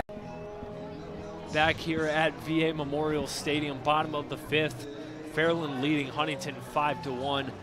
I want to take a quick second and shout out our sponsors who make all of our streams at SOSA possible: Schmidt Family Restaurant Group, Glockner Family Car Dealerships, Par-Mar Stores, McDonald's, Glow Fiber, and Willie & Son Trucking.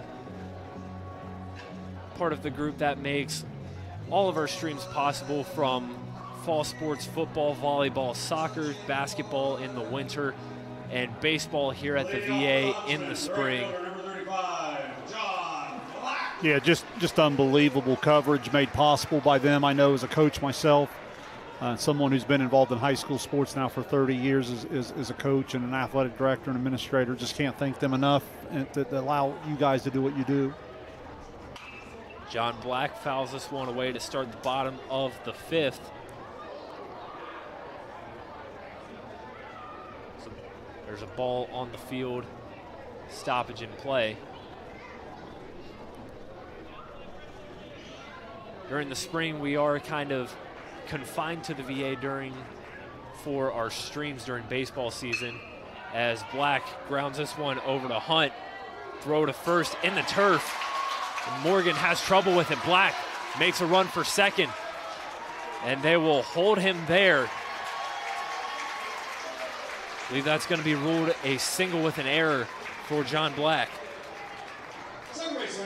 Well, again, a huge opportunity here for Huntington. You know, you don't want to start counting outs too early, but you can't help but notice if you throw a strike there across the infield, Huntington's down to, 8 outs and still down 4 runs. Now all of a sudden, get a little miscue across the infield there, and you got a leadoff guy out at second, and you can get a little spark from the bottom of your order. That's where the big innings oftentimes come from. Runner in scoring position for Frankie Hirsch. Chad Carroll in his first season of his second stint with the Huntsmen, looking to bring Huntington its first district title in Division III.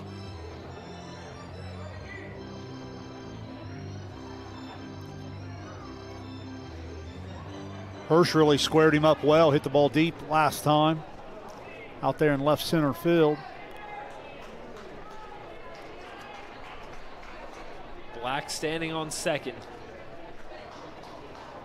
Nobody out for Hirsch. Hirsch tried to square down a bunt. Can't make any contact, strike one.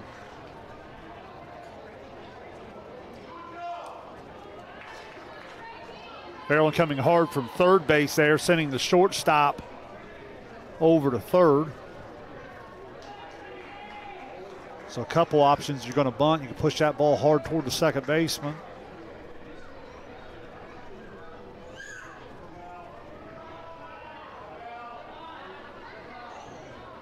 Hirsch will call time, step out for just a second. Hirsch coming into this game batting .286. 1 for 3 with a single and a run last night. Squares around to bunt again. Doesn't make contact, strike two.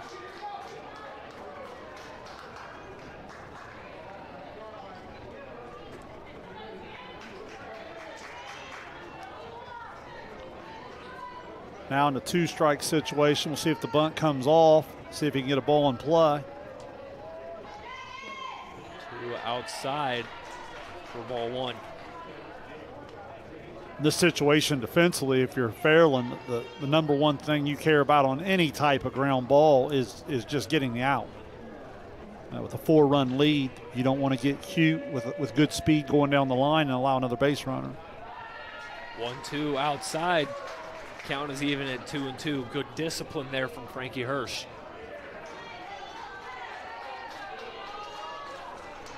The combination's been in the 2-strike situation, the fastball up or the breaking pitch away. 2-2 swung on and missed. Big out number one for Fairland. That is a big strikeout. Again, after you have the miscue to allow the base runner, not only allow the base runner, but allow the base runner to go to second. You get a big first out there. 5th strikeout of the game for Wall, and in stands Matthew Jordan. Gets a swing and miss there. Jordan gave the Huntsmen their first hit of the ball game back in the 3rd. Looks to do the same here and drive a run home. Check swing. They say he went. Well, you see in the second time through the order, not your typical 9-hole hitter in terms of the fastball. He's someone that can really attack the fastball. And you'll notice the first 2 pitches here, he's gone with the off-speed stuff. Let's see if he stays there. 0-2, just misses. I think this is probably a situation, if you're going to show him the fastball, you're going to show it to him off the plate. And then the off-speed pitch is the one you want to get him out with. 1-2 to Jordan. Misses again, evens the count.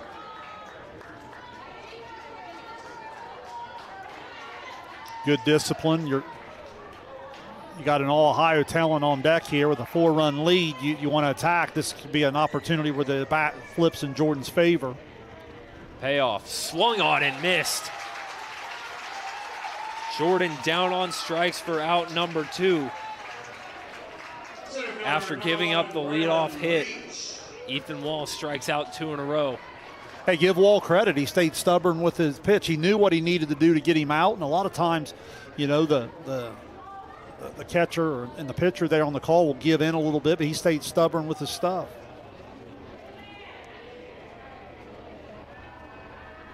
Huntsman back to the top of the order. It's Braylon Leach standing at the dish. Looks back, delivers the first pitch. Ball 1.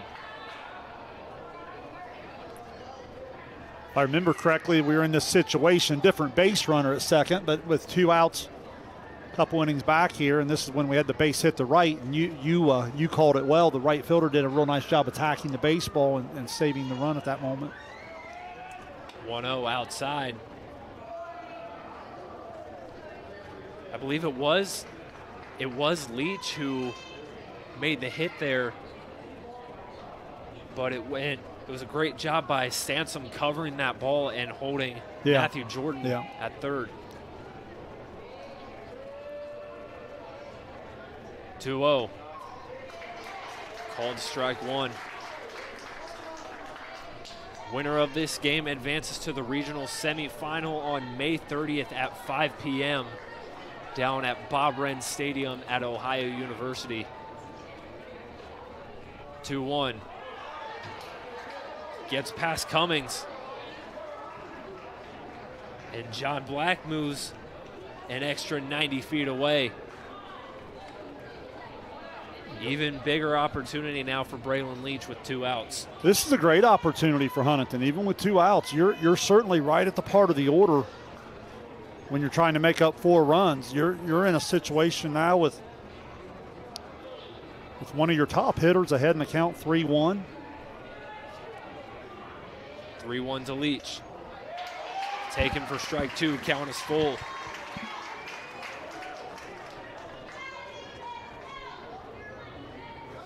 Now you're in a situation where you want an RBI hit from him, or at least a base runner to extend the inning. 3-2. Called strike 3. Once again, Ethan Wall working out of damage control. Gives up the leadoff runner, but strikes out 3 in a row to retire the side. Runner stranded at third, and we'll head to the 6th with Fairland still out in front, 5-1. You're watching Ohio High School Tournament Baseball on Southern Ohio Sports Authority, presented by OhioHealth. This broadcast is brought to you in part by Willie and Son Trucking. Willie and Son Trucking has been a proud supporter of local student athletes, coaches, and athletic programs throughout its history. Be sure to look out for the Shack Athlete of the Week, presented by Willie and Son Trucking, each week at SOSAOhio.com. Kimberly. Tons of practice. One chop away from a black belt.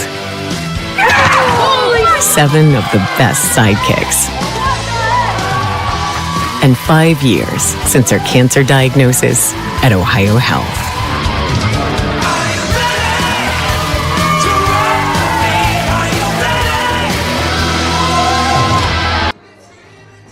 Back here at VA Memorial Stadium for the top of the 6th inning. Fairland in front of Huntington 5-1. And that's largely in part due to the performance of Ethan Wall on the mound today. Yeah, he's just been terrific. I mean, most of the day he's been able to get in front, but the times he has been able to, or at the times he has fallen behind, he's been able to make some really, really key pitches to some really good hitters. And that last inning was a great example of that. Huntington in a prime opportunity to cut into the 5-1 lead. And, you know, now you're down to Huntington with 6 outs offensively to go. They've got to have a hold here. Luke Brown fouls this one off, 0-1. After giving up the leadoff runner, Ethan Wall struck out the next 3 Huntington batters to retire the side. He's got 7 strikeouts on the campaign today. 0-1 from Crocker, taken for strike 2. Crocker in his 4th inning in relief took over back in the 3rd inning. He's done pretty good so far.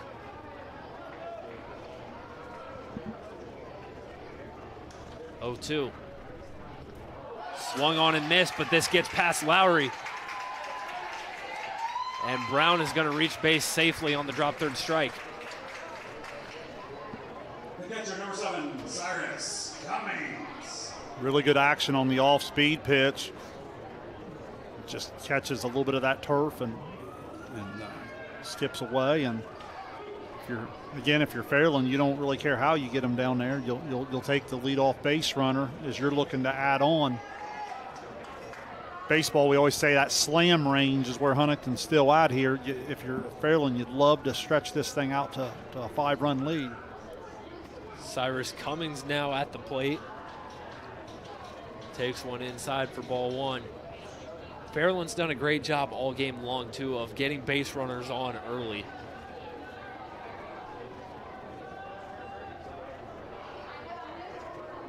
Here's the 1-0. Cummings sends this one into right, base hit. Brown moves up 90 feet. The Dragons have runners on first and second with nobody out. Division II softball final in the regional, Dover 7, Uniota 1. The point you make is really good because in pitch count, we talk pitch count all the time in these days, not all pitches are created equal. You know, a lot of times when you start getting that leadoff person on all the time, now all of a sudden you're throwing a lot more stressful pitches. And it really just taxes the pitcher throughout the inning. Ben Southern at the plate now, squares around to bunt. This one goes foul.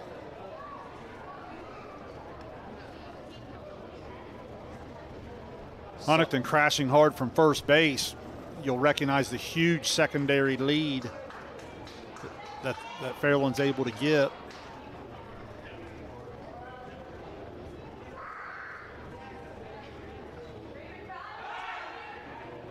Crocker looks the runner back to second, steps off.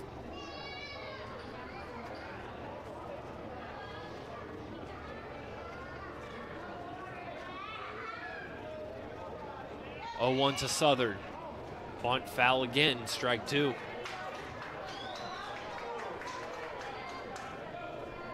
Southern 1 for 2 on the day, reached base twice with a single and an error.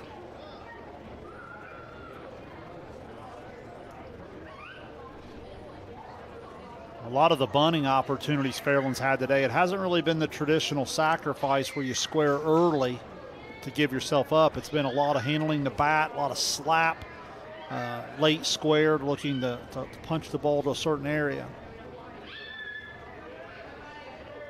0-2 from Crocker, fouled back. Southern stays alive with 2 strikes.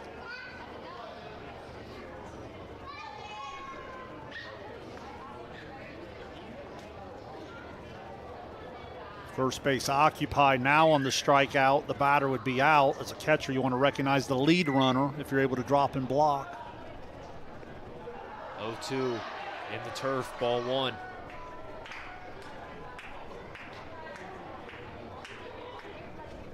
As I mentioned before, the winner of this game advances to the regional semifinal, take on the winner of the Southeast 1 district, which gets underway tomorrow night down at OU. Crocker looks the runner back. Delivers this one down low, evens the count at 2-2. Tomorrow night at Bob Wren Stadium at Ohio University, you'll have Portsmouth taking on Southeastern, followed by Eastern Brown and Lynchburg Clay.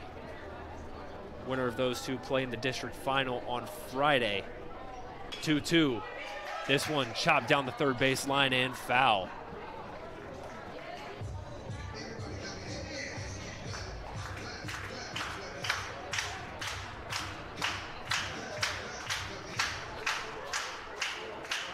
Good battle here, good 2-strike hitting. Been able to lay off some tough pitches. Fights another good pitch off there.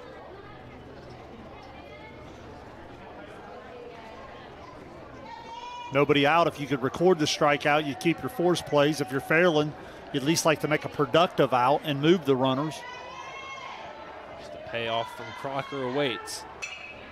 This one, shallow center.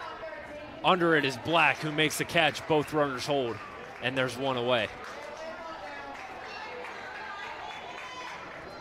Good battle there.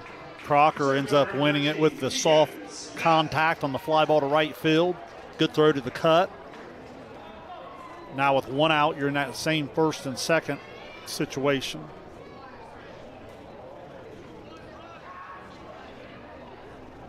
Two on with one away now. Here is the center fielder, Keegan Smith. This young man has handled the bat pretty well today. So if you're Huntington, you still got to be aware of the bunt.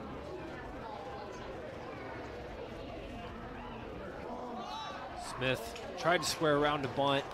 Can't put it down. It's 0-1. Smith, also a 3-sport athlete for Fairland, plays football and basketball. Honorable mention all OVC in football this past season. Again, you'll notice how late he'll square and he'll look to pick out a spot and just slap at it a little bit, trying to place it. Crocker with the 0-1. Smith gets a bunt down. Crocker throws to third for the force out. Great play there from DJ Crocker getting that lead runner, and there's 2 away. Then he goes with the late square and the bunt, just unable to bunt it out of the middle. You always want to try to bunt it in a position where someone other than the pitcher has to field it, or if the pitcher does have to field it, he has to go a long way to get it. Dragons back to the top of the order for Bryson Hunt. Takes this one for strike 1. Last night, Bryson Hunt got the starting nod for the Dragons, got the win, going 6 innings, gave up 2 earned runs on 8 hits, and struck out 7. 0-1. Hunt pops this one up in foul ground. Elliott underneath, making the catch for out number 3. Once again, Fairland gets 2 runners on early, but can't move them any further.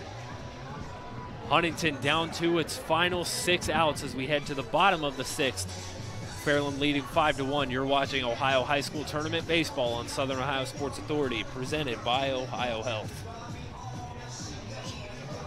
There's not a Par Mar store near you now, there will be soon. That's the slogan, and that's what we believe at Par Mar stores. From groceries to gas and all the other stuff you need, Par Mar has it. Download the Par Mar app for even more savings, and don't forget the Par Mar rewards card too. We also believe in being a big part of your community, so look for us at the ball game or wherever you are. Shop us today, like us on Facebook, Instagram, Twitter, and remember, if there's not a Par Mar store near you now, there will be soon. This presentation of high school sports on Southern Ohio Sports Authority is brought to you in part by your local McDonald's. McDonald's proudly supports all area athletes again this season. Visit your local McDonald's in Chillicothe, Circleville, Greenfield, and Waverly. And be sure to check out SOSA's newly relaunched podcast, Overtime, presented by McDonald's. Huntington down to its final 6 outs here in this Division III District Final, trailing Fairland 5-1. Mitchell Willis, DJ Crocker, and Braden Elliott due up for the Huntsmen in the 6th as Ethan Wall goes back out to work. I thought the top of the 6th inning was a huge momentum opportunity here for Huntington. I mean, Fairland had first and second, nobody out. They were unable to get the runners moved over on a couple different situations, and then you turn the order up over to Hunt. They make the good pitch and get the fly ball. If this thing pushes the 6 or 7-1, it's never over in baseball because we don't play a time sport, but it would have been awfully difficult. Now you stay at 5-1. You come up 2-3-4 here if you're Huntington. You feel like you dodged a bullet there maybe a little bit, and an opportunity to, you don't have to get them all back here, but maybe cut into it a little bit. Crocker took over on the mound for Huntington back in the 3rd inning, gave up a run there, but since then, even after giving up base runners, he's done a great job in damage control, holding Fairland at just 5 runs on the afternoon. Really, it's been a well-pitched game by all 3 young men that have been on the mound. Obviously, Juan Crocker, but even Oyer to start. A lot of that 4-run, the early 4 runs had to do with some miscues on the defensive side. Yeah, Oyer gave up 4 runs in 2 innings, but only one of those 4 runs was earned. Willis in there with an 0-2 count. And time is called as Willis steps out of the batter's box, and he's ready to go again.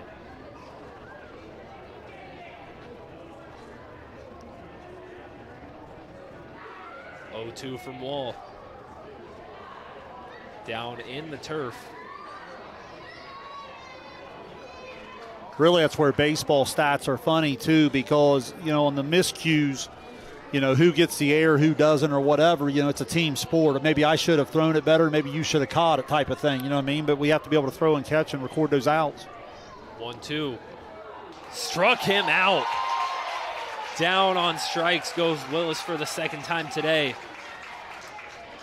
8th strikeout of the game for Ethan Wall. The pitcher, number 7, DJ Crocker.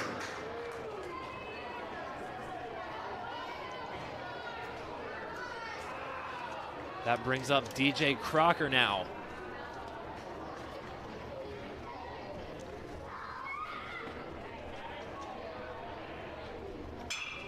Crocker into right center field, charging.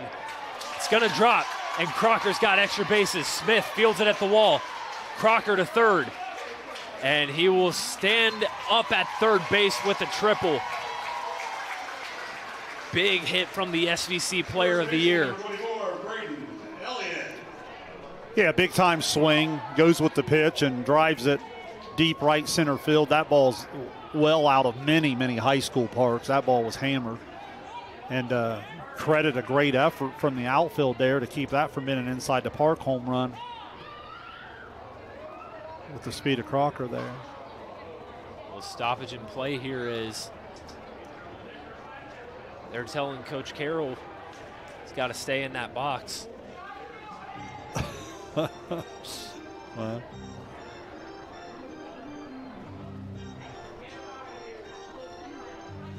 So you got a one-out situation here. Huntington still right in the heart of the order.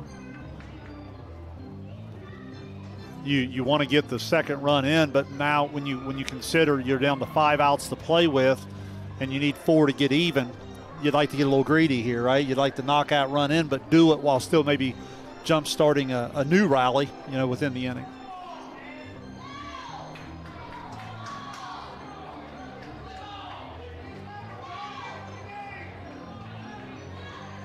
Little infield conversation here from Fairland. Wall, Cummings, and Morgan have a little conversation. Ethan Wall once again has been tremendous on the mound for the Dragons. But he's in a pinch once again, runner on third with 1 out. Huntington looking to inch even closer as Braden Elliott stands at the plate. Gets out of the way of ball 1.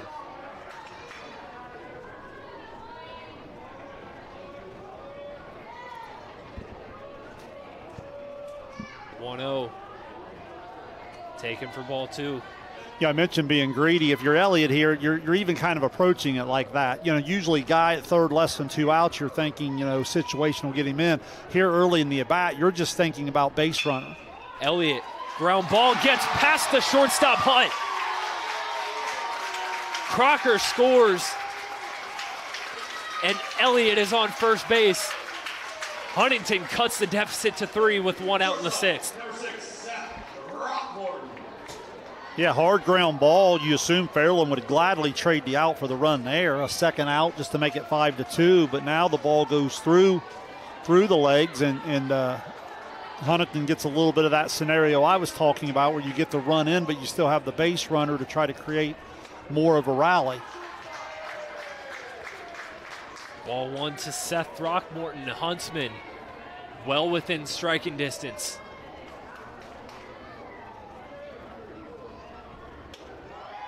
Throckmorton stands in there and takes one high for ball 2. I go back to the top of the 6th. I thought Fairland had a golden opportunity to add at least 1 run, and you certainly would feel different at 6-1, 7-1 coming into this inning, but 5-1 kind of gives Huntington a little life still, now 5-2. Throckmorton into right, and it's foul.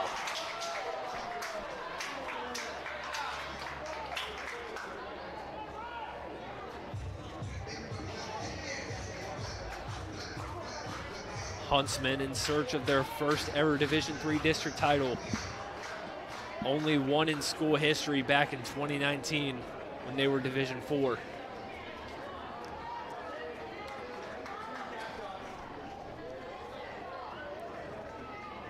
Got a chance here once again to cut into this deficit. They've already got 1 run back. Can they add some more? 2-1. Outside for ball 3. Again, base runner's the key here. Every time Walls needed to make a pitch today, he's been able to do so here on 3-1. Got to be real aggressive in the zone. Hitters count for Throckmorton, 1 for 2. Throckmorton sends one into right center. Going back, is this one gonna drop? No. Sansom making the running catch. And Elliott has to hustle back to first. Great effort by Carson Sansom. Outstanding. Just goes a long, long way to make the play. I know you highlighted him earlier coming in on a base hit to save a run and holding a guy at third. There he saves a run maybe within the inning too, because that ball's easily a triple, a run-scoring triple if that ball gets down, and makes a great, great play in this ballpark. That's not easy. Put a big star next to that one. Outstanding, young man. Sansom not in the batting lineup for the Dragons today, but he's been playing some tremendous defense all game long for Fairland. As we said, his effort out there not going to go unnoticed as Lowry sends one up the middle for a base hit. And with 2 outs in the bottom of the 6th, tying run is at the plate for the Huntsmen. It's really well said on your part, because in football, we don't think anything if someone plays offense, doesn't play defense, things like that. Basketball, a lot of times you have defensive stoppers. In baseball, we utilize the DH, and that young man right there in right field today in a 5-2 game has easily been defensively responsible for 3 runs as of now. Cummings and Wall having a chat on the mound. John Black, 1 for 2 on the day, represents the tying run for Huntington. Got an opportunity to bring his team even closer with 2 outs and 2 runners on. First pitch, swung on, just foul.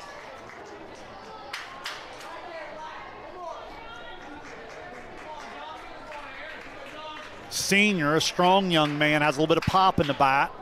Does have a home run on the year, 3 doubles, so he certainly has the ability to find a gap and make this thing really interesting, really quick. If you're Wall, you just want to compose yourself and trust how well you've thrown the ball all day. You're ahead of him now 0-1. You just want to get on the same page as your catcher and execute your pitches.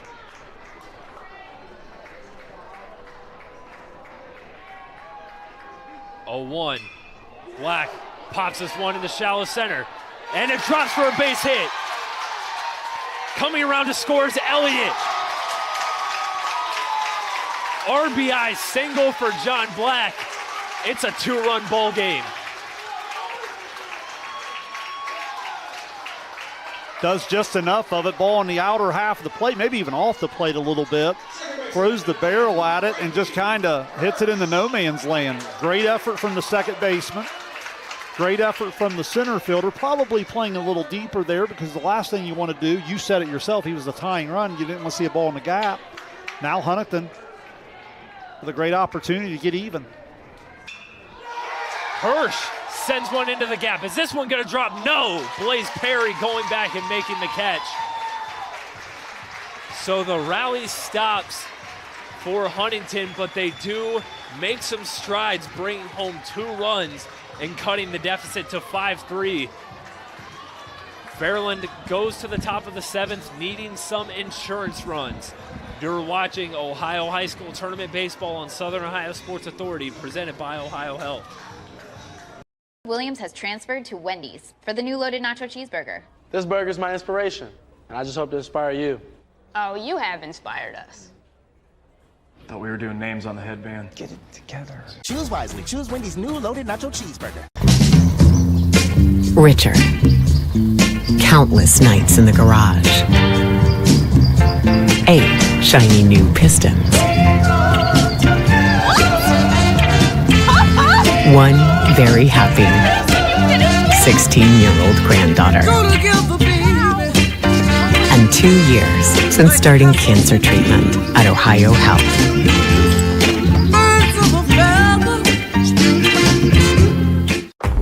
Glow Fiber is now in Ohio. And with gig speed fiber internet, we're keeping things real. As in real reliable speeds. Real people who really want to talk to you. Not to mention, real simple pricing. Switch to Glow Fiber today to get real fast, real reliable fiber internet and your first month free. Glow Fiber is here. Welcome to Glowhio. Call 1-833-WANT-GLOW or visit glowfiber.com to switch today.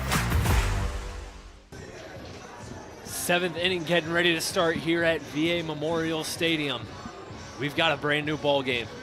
Well, we really do, and give Huntington credit, which is what you expect from a from an experienced team that's been in a lot of big situations over the last 3 or 4 years.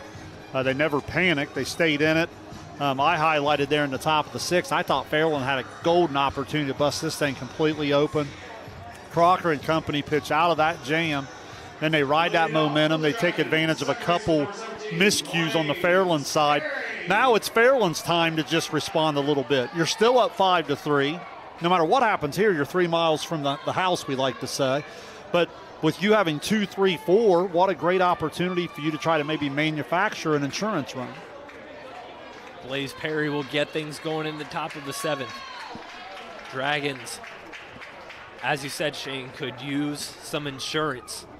As Perry swings and misses at the first pitch.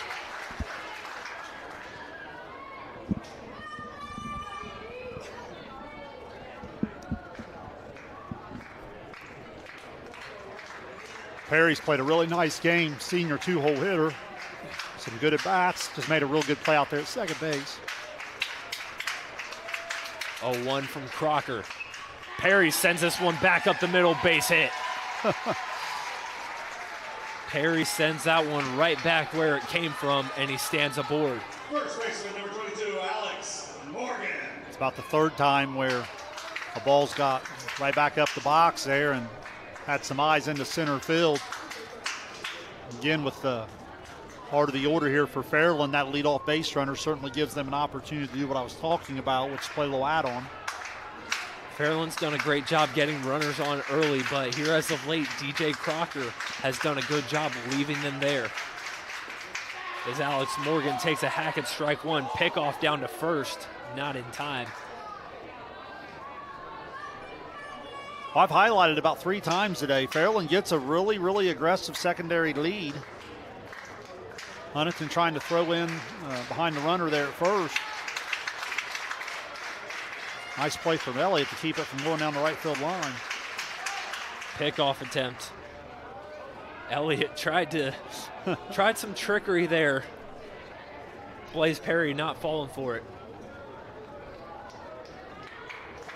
A lot of spots in the order Fairland's been bunting, but we haven't really seen that in the 3-4 hole yet.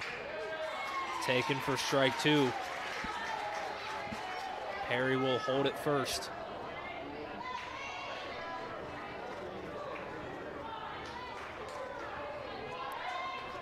They've been staying away from Morgan most of the day. He made a nice adjustment the last time and went with the pitch. Let's see if Huntington tries to come in on him, if they're going to choose to kind of stay away like they've done most of the day. 0-2. Struck him out. Morgan goes down on strikes. Big out number 1 from Crocker. Yeah, he went fastball. He stayed away and painted the black on the outside corner there. Big strikeout. Now with 1 away in stands Ethan Wall, who has been on base all 3 times today, 2 singles, and was hit by pitch back in the 5th inning. Again, easier to be aggressive when you're up 2 in this situation. Let's see if they start the running game or if they decide to do anything to try to push the issue a little bit. Down low for ball 1. Wall's second team all district. Had the go-ahead 2 RBI single last night in the win over St. Trace. Looking for another big 7th inning at-bat from him here.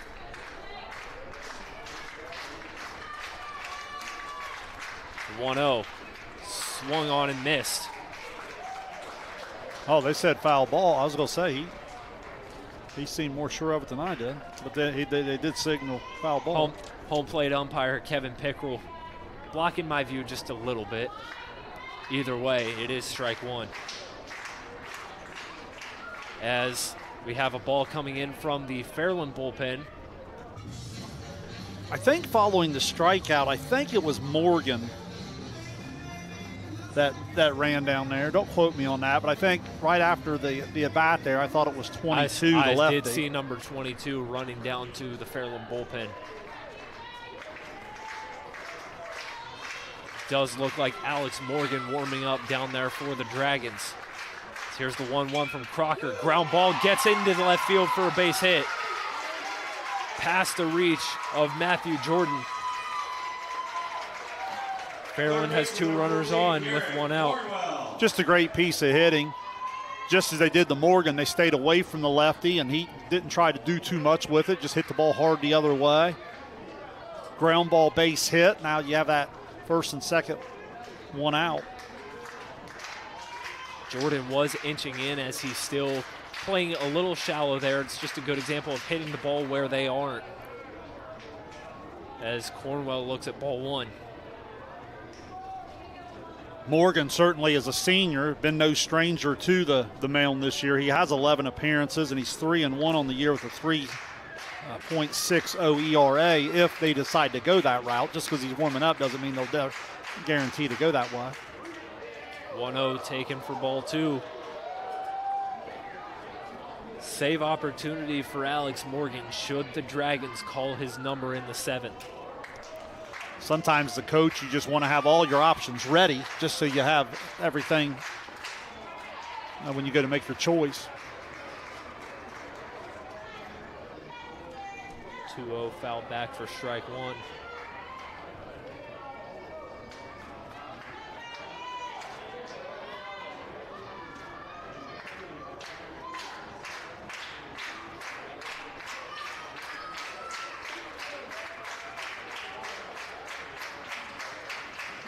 Here's the 2-1 from Crocker. This one fouled down the right field line.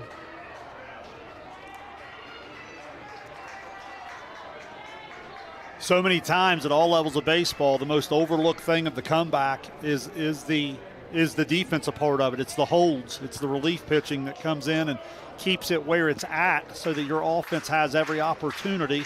That's what Crocker continues to try to do for Huntington. 2-2. And the turf count is full.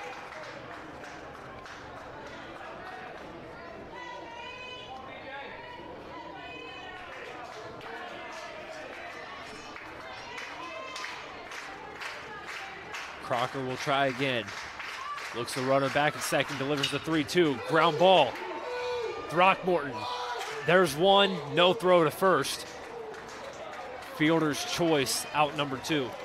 Good decision from Hirsch there. No chance to turn the double play, so you make sure of that second out. And regardless of what happens with that guy on first base now, you're at least giving Crocker a chance to pitch out of the jam now that we have 2 outs in the inning.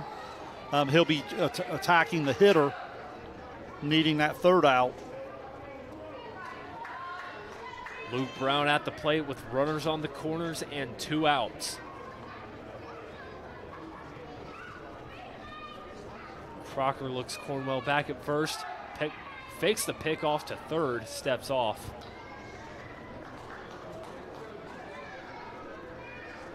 And the catching on both sides has been pretty solid in this game today. That really gets showcased here because, again, Crocker with that hard breaking pitch, if he spikes it into the turf, puts a lot of pressure on the young catcher. First pitch, runner goes up to second, defensive indifference.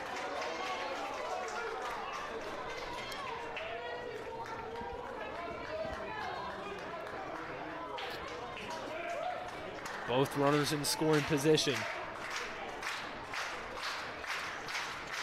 0-1 to Brown. Outside evens the count at 1 apiece.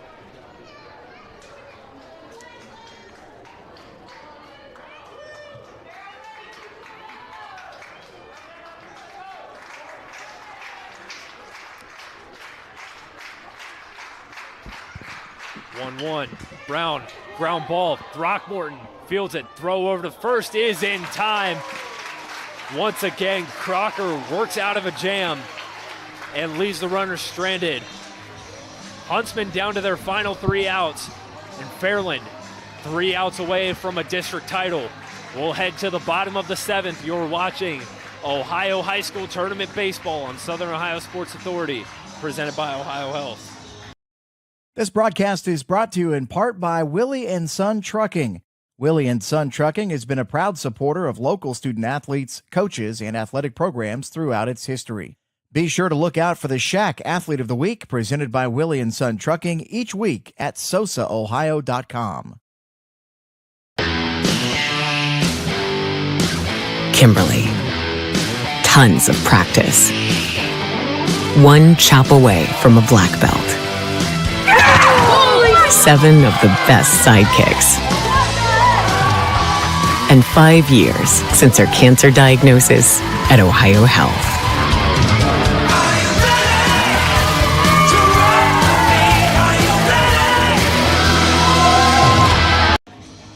The song playing here at the VA is "You've Gotta Fight for Your Right to Party."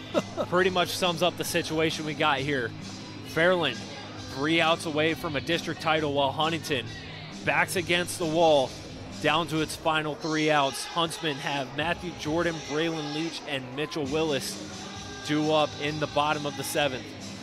Yeah, you stated it correctly. It's one of those things where Huntington just keeps coming, and Fairland now in the top of the 6th, the top of the 6th, top of the 7th. They've stranded four base runners now, and have had several opportunities to add on. Crocker's been able to stay tough. Some solid defense in spots behind him. And here we are, 5-3. Big out in front of Fairland here to start with the top of the order coming. Third baseman, number 18, Matthew Jordan. If you're Huntington, you'd love the opportunity to have at least 1, if not 2, to try to get DJ Crocker to the plate. And you certainly have the right guys up in front of him here to do that. Jordan's had some really good swings on the day. Jordan 1 for 2 with a double back in the 3rd inning, gave the Huntsmen their first hit of the day. Ethan Wall back on the mound in the 7th. Delivers ball 1.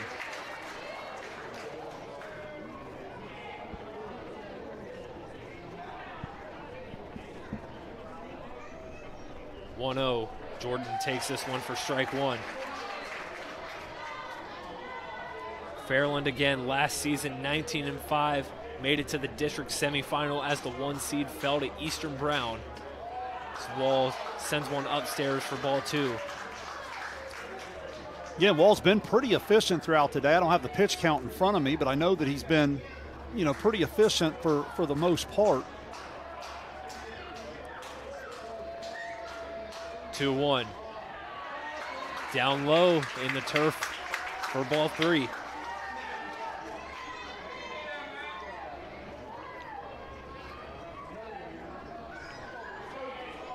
In a 2-run game, let's see if the take sign's on here. It's a tough call sometimes as a coach, especially when you have a good fastball hitter up. 94 pitches is what I'm being told. So pitch count's not a huge deal just yet. 3-1 to Jordan is upstairs. Leadoff walk for the Huntsmen. And now Huntington's back to the top of the order. Like you said, Shane, that's what you wanted. You want to get at least 1, preferably 2 base runners on, and get the heart of your order due up.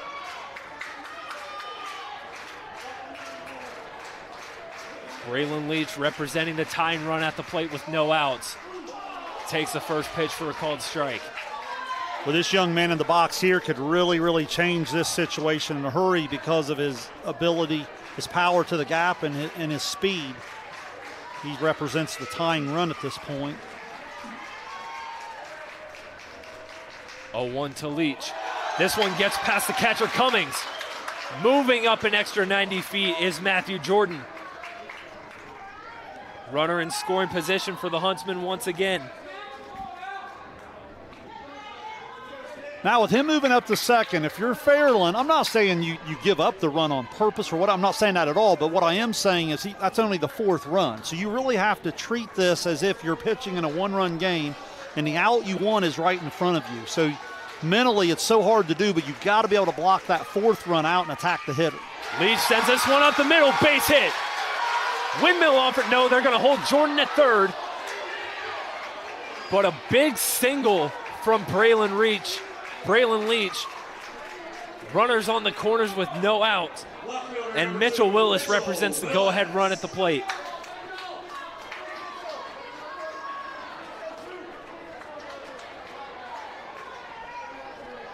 Smart decision from Coach Carroll there. He might have been able to score, but pretty fast. Yeah, it's just not worth the risk in this situation when that's only the 4th run. No outs for Mitchell Willis. Takes a called strike 1.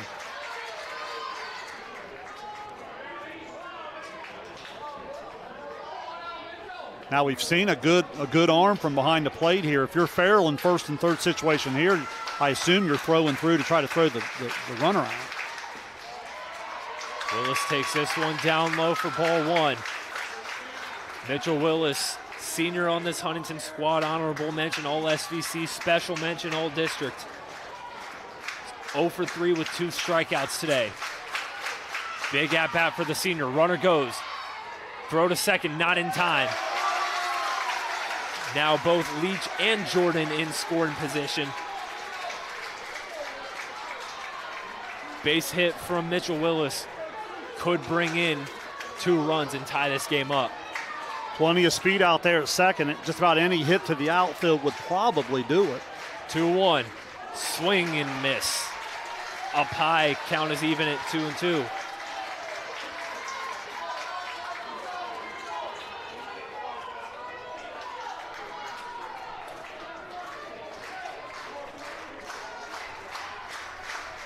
Two inside, just missed him. Willis does a little dance to get out of the way of that one. Count is full.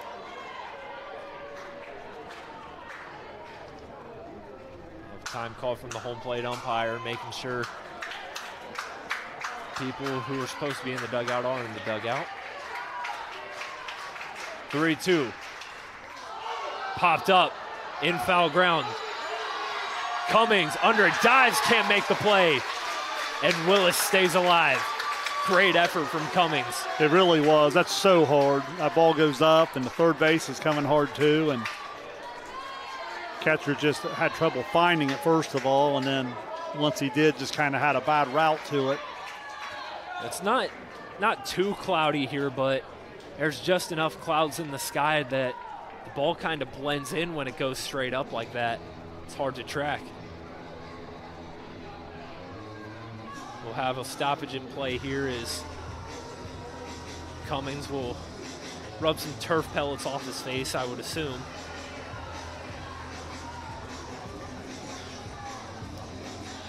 Yeah, it's a big pitch. Obviously, this is the winning run in the box.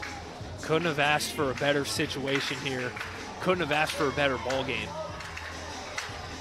This is everything you want come tournament time. Full count, nobody out. Tying run at second, winning run at the plate. Ground ball. And Willis is out at first. But Jordan comes in to score. Little confusion there on the base pass. But nonetheless, tying run moves up 90 feet. RBI ground out from Mitchell Willis.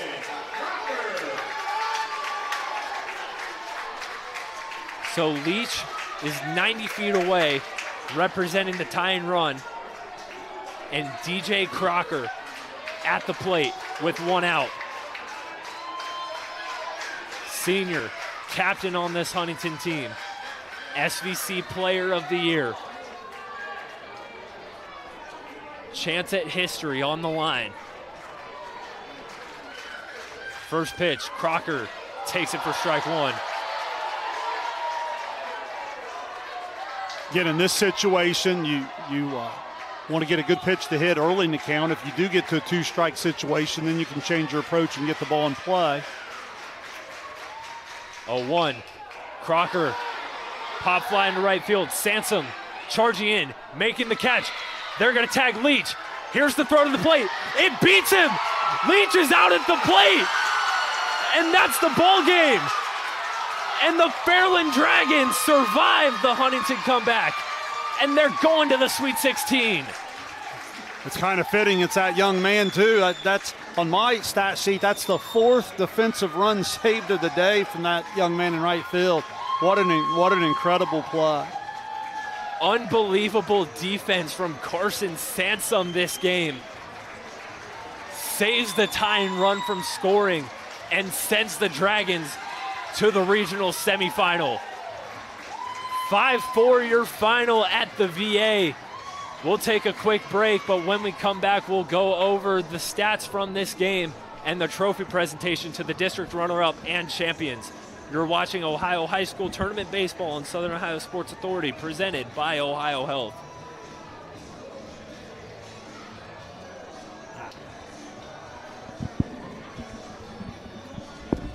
There's not a Par Mar store near you now, there will be soon. That's the slogan, and that's what we believe at Par Mar stores. From groceries to gas and all the other stuff you need, Par Mar has it. Download the Par Mar app for even more savings, and don't forget the Par Mar rewards card too. We also believe in being a big part of your community, so look for us at the ball game or wherever you are. Shop us today, like us on Facebook, Instagram, Twitter, and remember, if there's not a Par Mar store near you now, there will be soon. This presentation of high school sports on Southern Ohio Sports Authority is brought to you in part by your local McDonald's. McDonald's proudly supports all area athletes again this season. Visit your local McDonald's in Chillicothe, Circleville, Greenfield, and Waverly. And be sure to check out SOSA's newly relaunched podcast, Overtime, presented by McDonald's.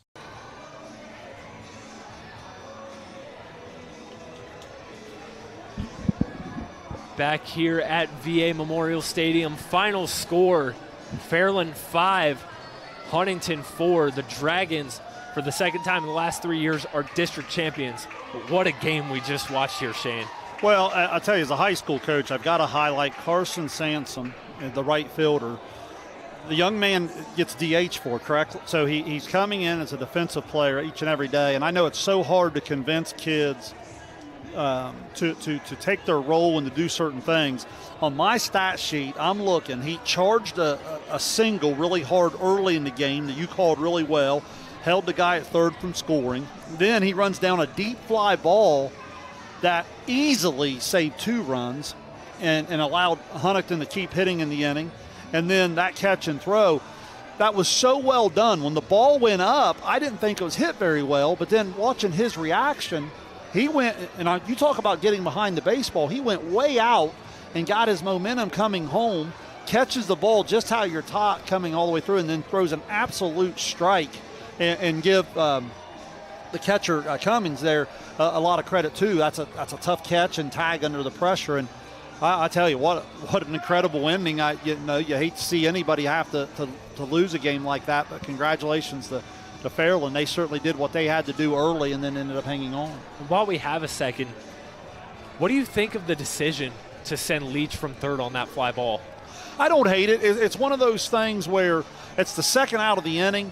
It's at the high school level, you've got to do exactly what that young man did, and that's make a perfect throw, which was right on target. You have good speed there at third. He comes up. If that ball's offline by 3-4 feet, which the high school level could be all the time, then you score and you tie the game. So I certainly understand the aggressiveness in the one-run game. And again, I think this is more about the defensive play that the young man made there in right, as well as the catcher getting the good tag. Head coach from Fairland, Drew Clark, gets the cooler dumped on him. First season at the helm, leads Fairland to a district title. And with the trophy presentation just about to start, we'll go over some of the final game stats. First for Huntington, Braylon Leach 2 for 4 with 2 singles and a stolen base. Mitchell Willis 0 for 4 with 2 strikeouts. DJ Crocker 1 for 4 with a big triple. Also pitched very well in relief, giving up 1 run in just 5 innings. Braden Elliott 1 for 3 with an RBI. Seth Throckmorton 1 for 3 also with an RBI. Landon Lowry 1 for 3. John Black 2 for 3 with an RBI. Frankie Hirsch 0 for 3, and Matthew Jordan 1 for 3 with a double and a walk. Also want to point out the starter for Huntington, Andrew Oyer, going the first 2 innings of this ball game, giving up 4 runs. Only 1 of them was earned on just 4 hits. Well, I think the biggest thing there is, first of all, with the way Oyer starting the game, I thought he ended up throwing the ball fine. I thought there was a few miscues on two balls that come to play that certainly should have resulted in outs. The one could have resulted in a double play. And, Fairland cashed in and got 4. But then what was so unique is you mentioned Crocker coming in. There was 2 or 3 opportunities for Fairland to almost accidentally add a run, and they were unable to do so after they made it 5-0. And that's really what made that the incredible stage there for the awesome ending. Great call on your part, too, by the way. That allowed that to happen, because if this game goes 7-1, 8-1, I think we both agree that it was probably going to be too much to overcome. But the fact that it stayed at 5-1, they were able to cut into it a little bit, and that set the stage for the unbelievable final 2 outs. Huntsmen see their season come to an end at 20-7. They finished tied for second in the SVC with a sectional title game. Oh, so close to a district title here at the VA. If you're Huntington, got to be proud of the effort from your team today. Well, 2 things I would want to say. Number one, the congratulations to Fairland. It's just, again, we talked about their tradition and their sports down there. Just unbelievable. The way they just, there's no rebuild about it. There's just a reload, and sometimes early in the year that can take a minute. But obviously they are more than deserving of going to the Sweet 16 with the way they played here against Zane Trace and Huntington, pretty much in about a 36-hour stretch. And then to Huntington, I'll say this as a coach in the SVC. The enrollment discrepancy over the years in the SVC has been a real thing. DJ Crocker and the senior class at Huntington deserve a lot of credit for what they've done in putting Huntington on the map here in baseball over the last 4 years. It's just been unbelievable the level they've played at.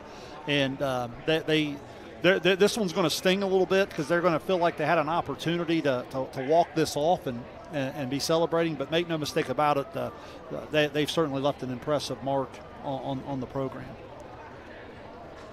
Yeah, so while Huntington's season comes to an end, they do return a lot of guys next year, also lose a lot of pieces, but overall an impressive first season in the second stint of head coach Chad Carroll. And now, while we wait for the trophy presentation, let's talk about Fairland, who advances to the regional for the second time in the last 3 years. They'll play the winner of the Southeast 1 district next Thursday down at OU, right in my backyard. For Fairland, Bryson Hunt finished 1 for 4 with a single, came around to score back in the first. Blaze Perry, 2 for 4, 2 singles, 2 RBI. Alex Morgan, 0 for 4 with 2 strikeouts. Ethan Wall finished 3 for 3, 3 singles, an RBI, and a hit by pitch.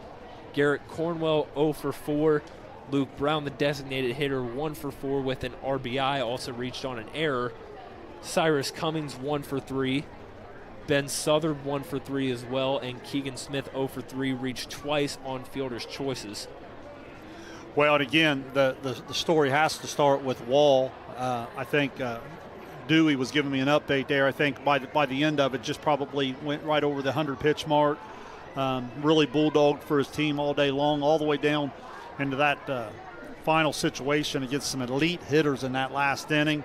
I wanted to highlight Perry, the second baseman. I thought as a senior, statistically, maybe not the best power hitter or the best this or that or whatever, but I was just so impressed with his intangibles today. Quality at bats, made a great play out at second.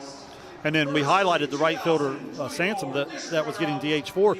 I think in your rundown there, you even had the DH Brown knocking in a run. So in that particular spot in the order, Fairland certainly getting nice production.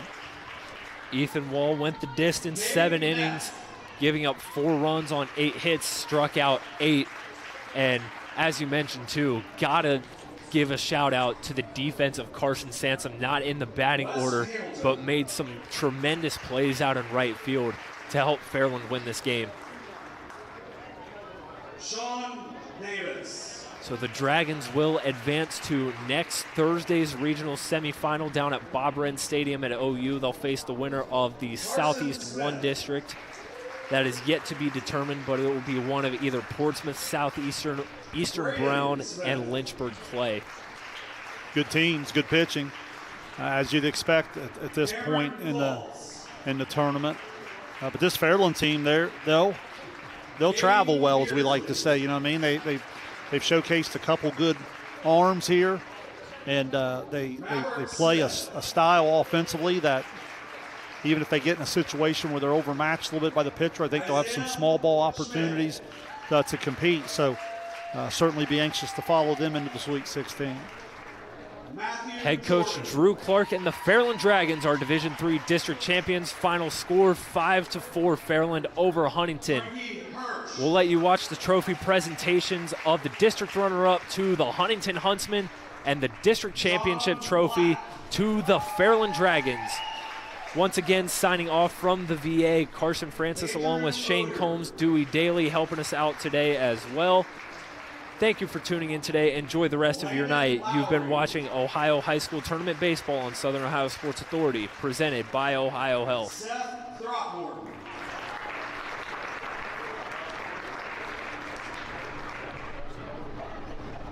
Braden Elliott.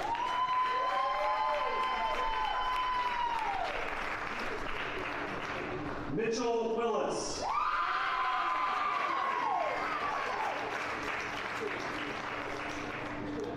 DJ Crocker.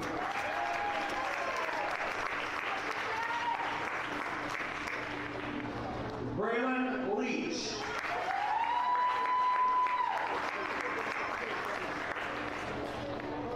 The head coach of the Huntsmen, Chad Carroll, and his staff.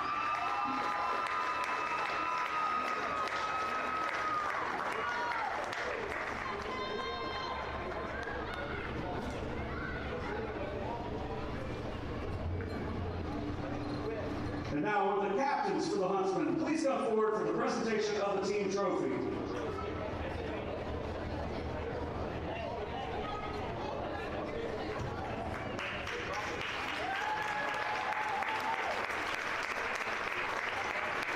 Congratulations to the Huntsmen on an outstanding season.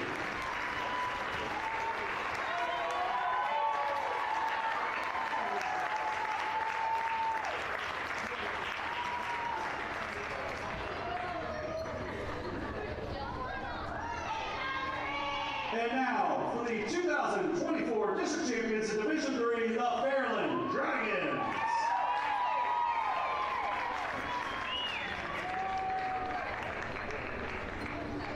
Mason Ballard.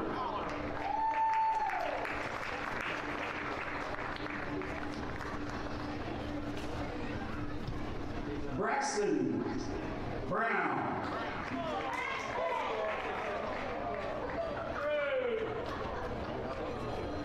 Elias Blankenship.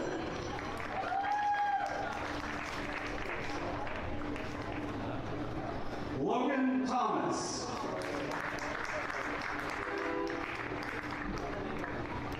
Chase Laypole.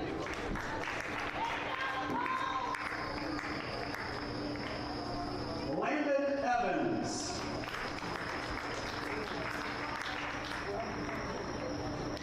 Gerald Love.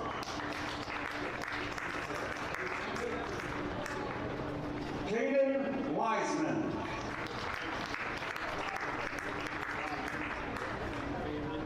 Nolan Fleming.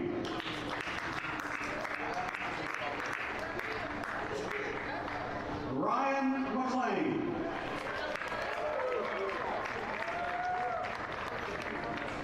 Wyatt Thomas. Josh Gillespie.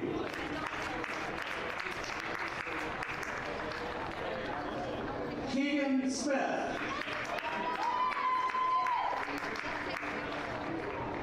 Ben Souther.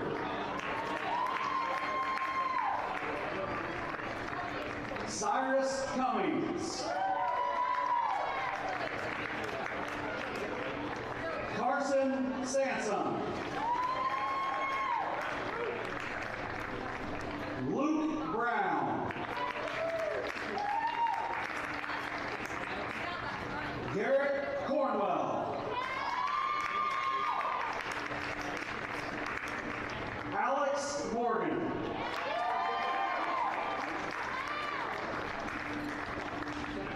Ethan Wall. Blaze Perry. Bryson Hunt.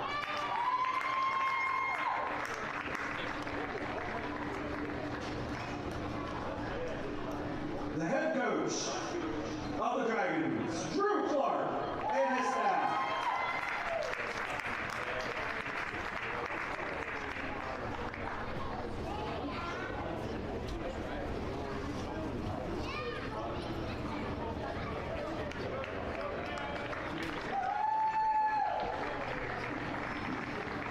Now, with the captains for the Dragons, please come forward for the presentation of the team trophy.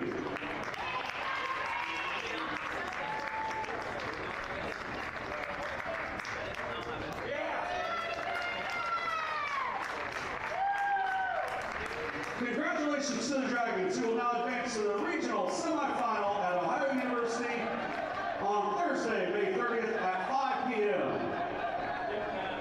Thank you to the Chillicothe Bates and Chad Jenkins for serving as a host of the district championship. Thank you for your attendance and support of Ohio high school student athletes. Please remember the 20-mile-per-hour speed limit on the VA hospital grounds, and please travel home safely. We hope to see you here again soon.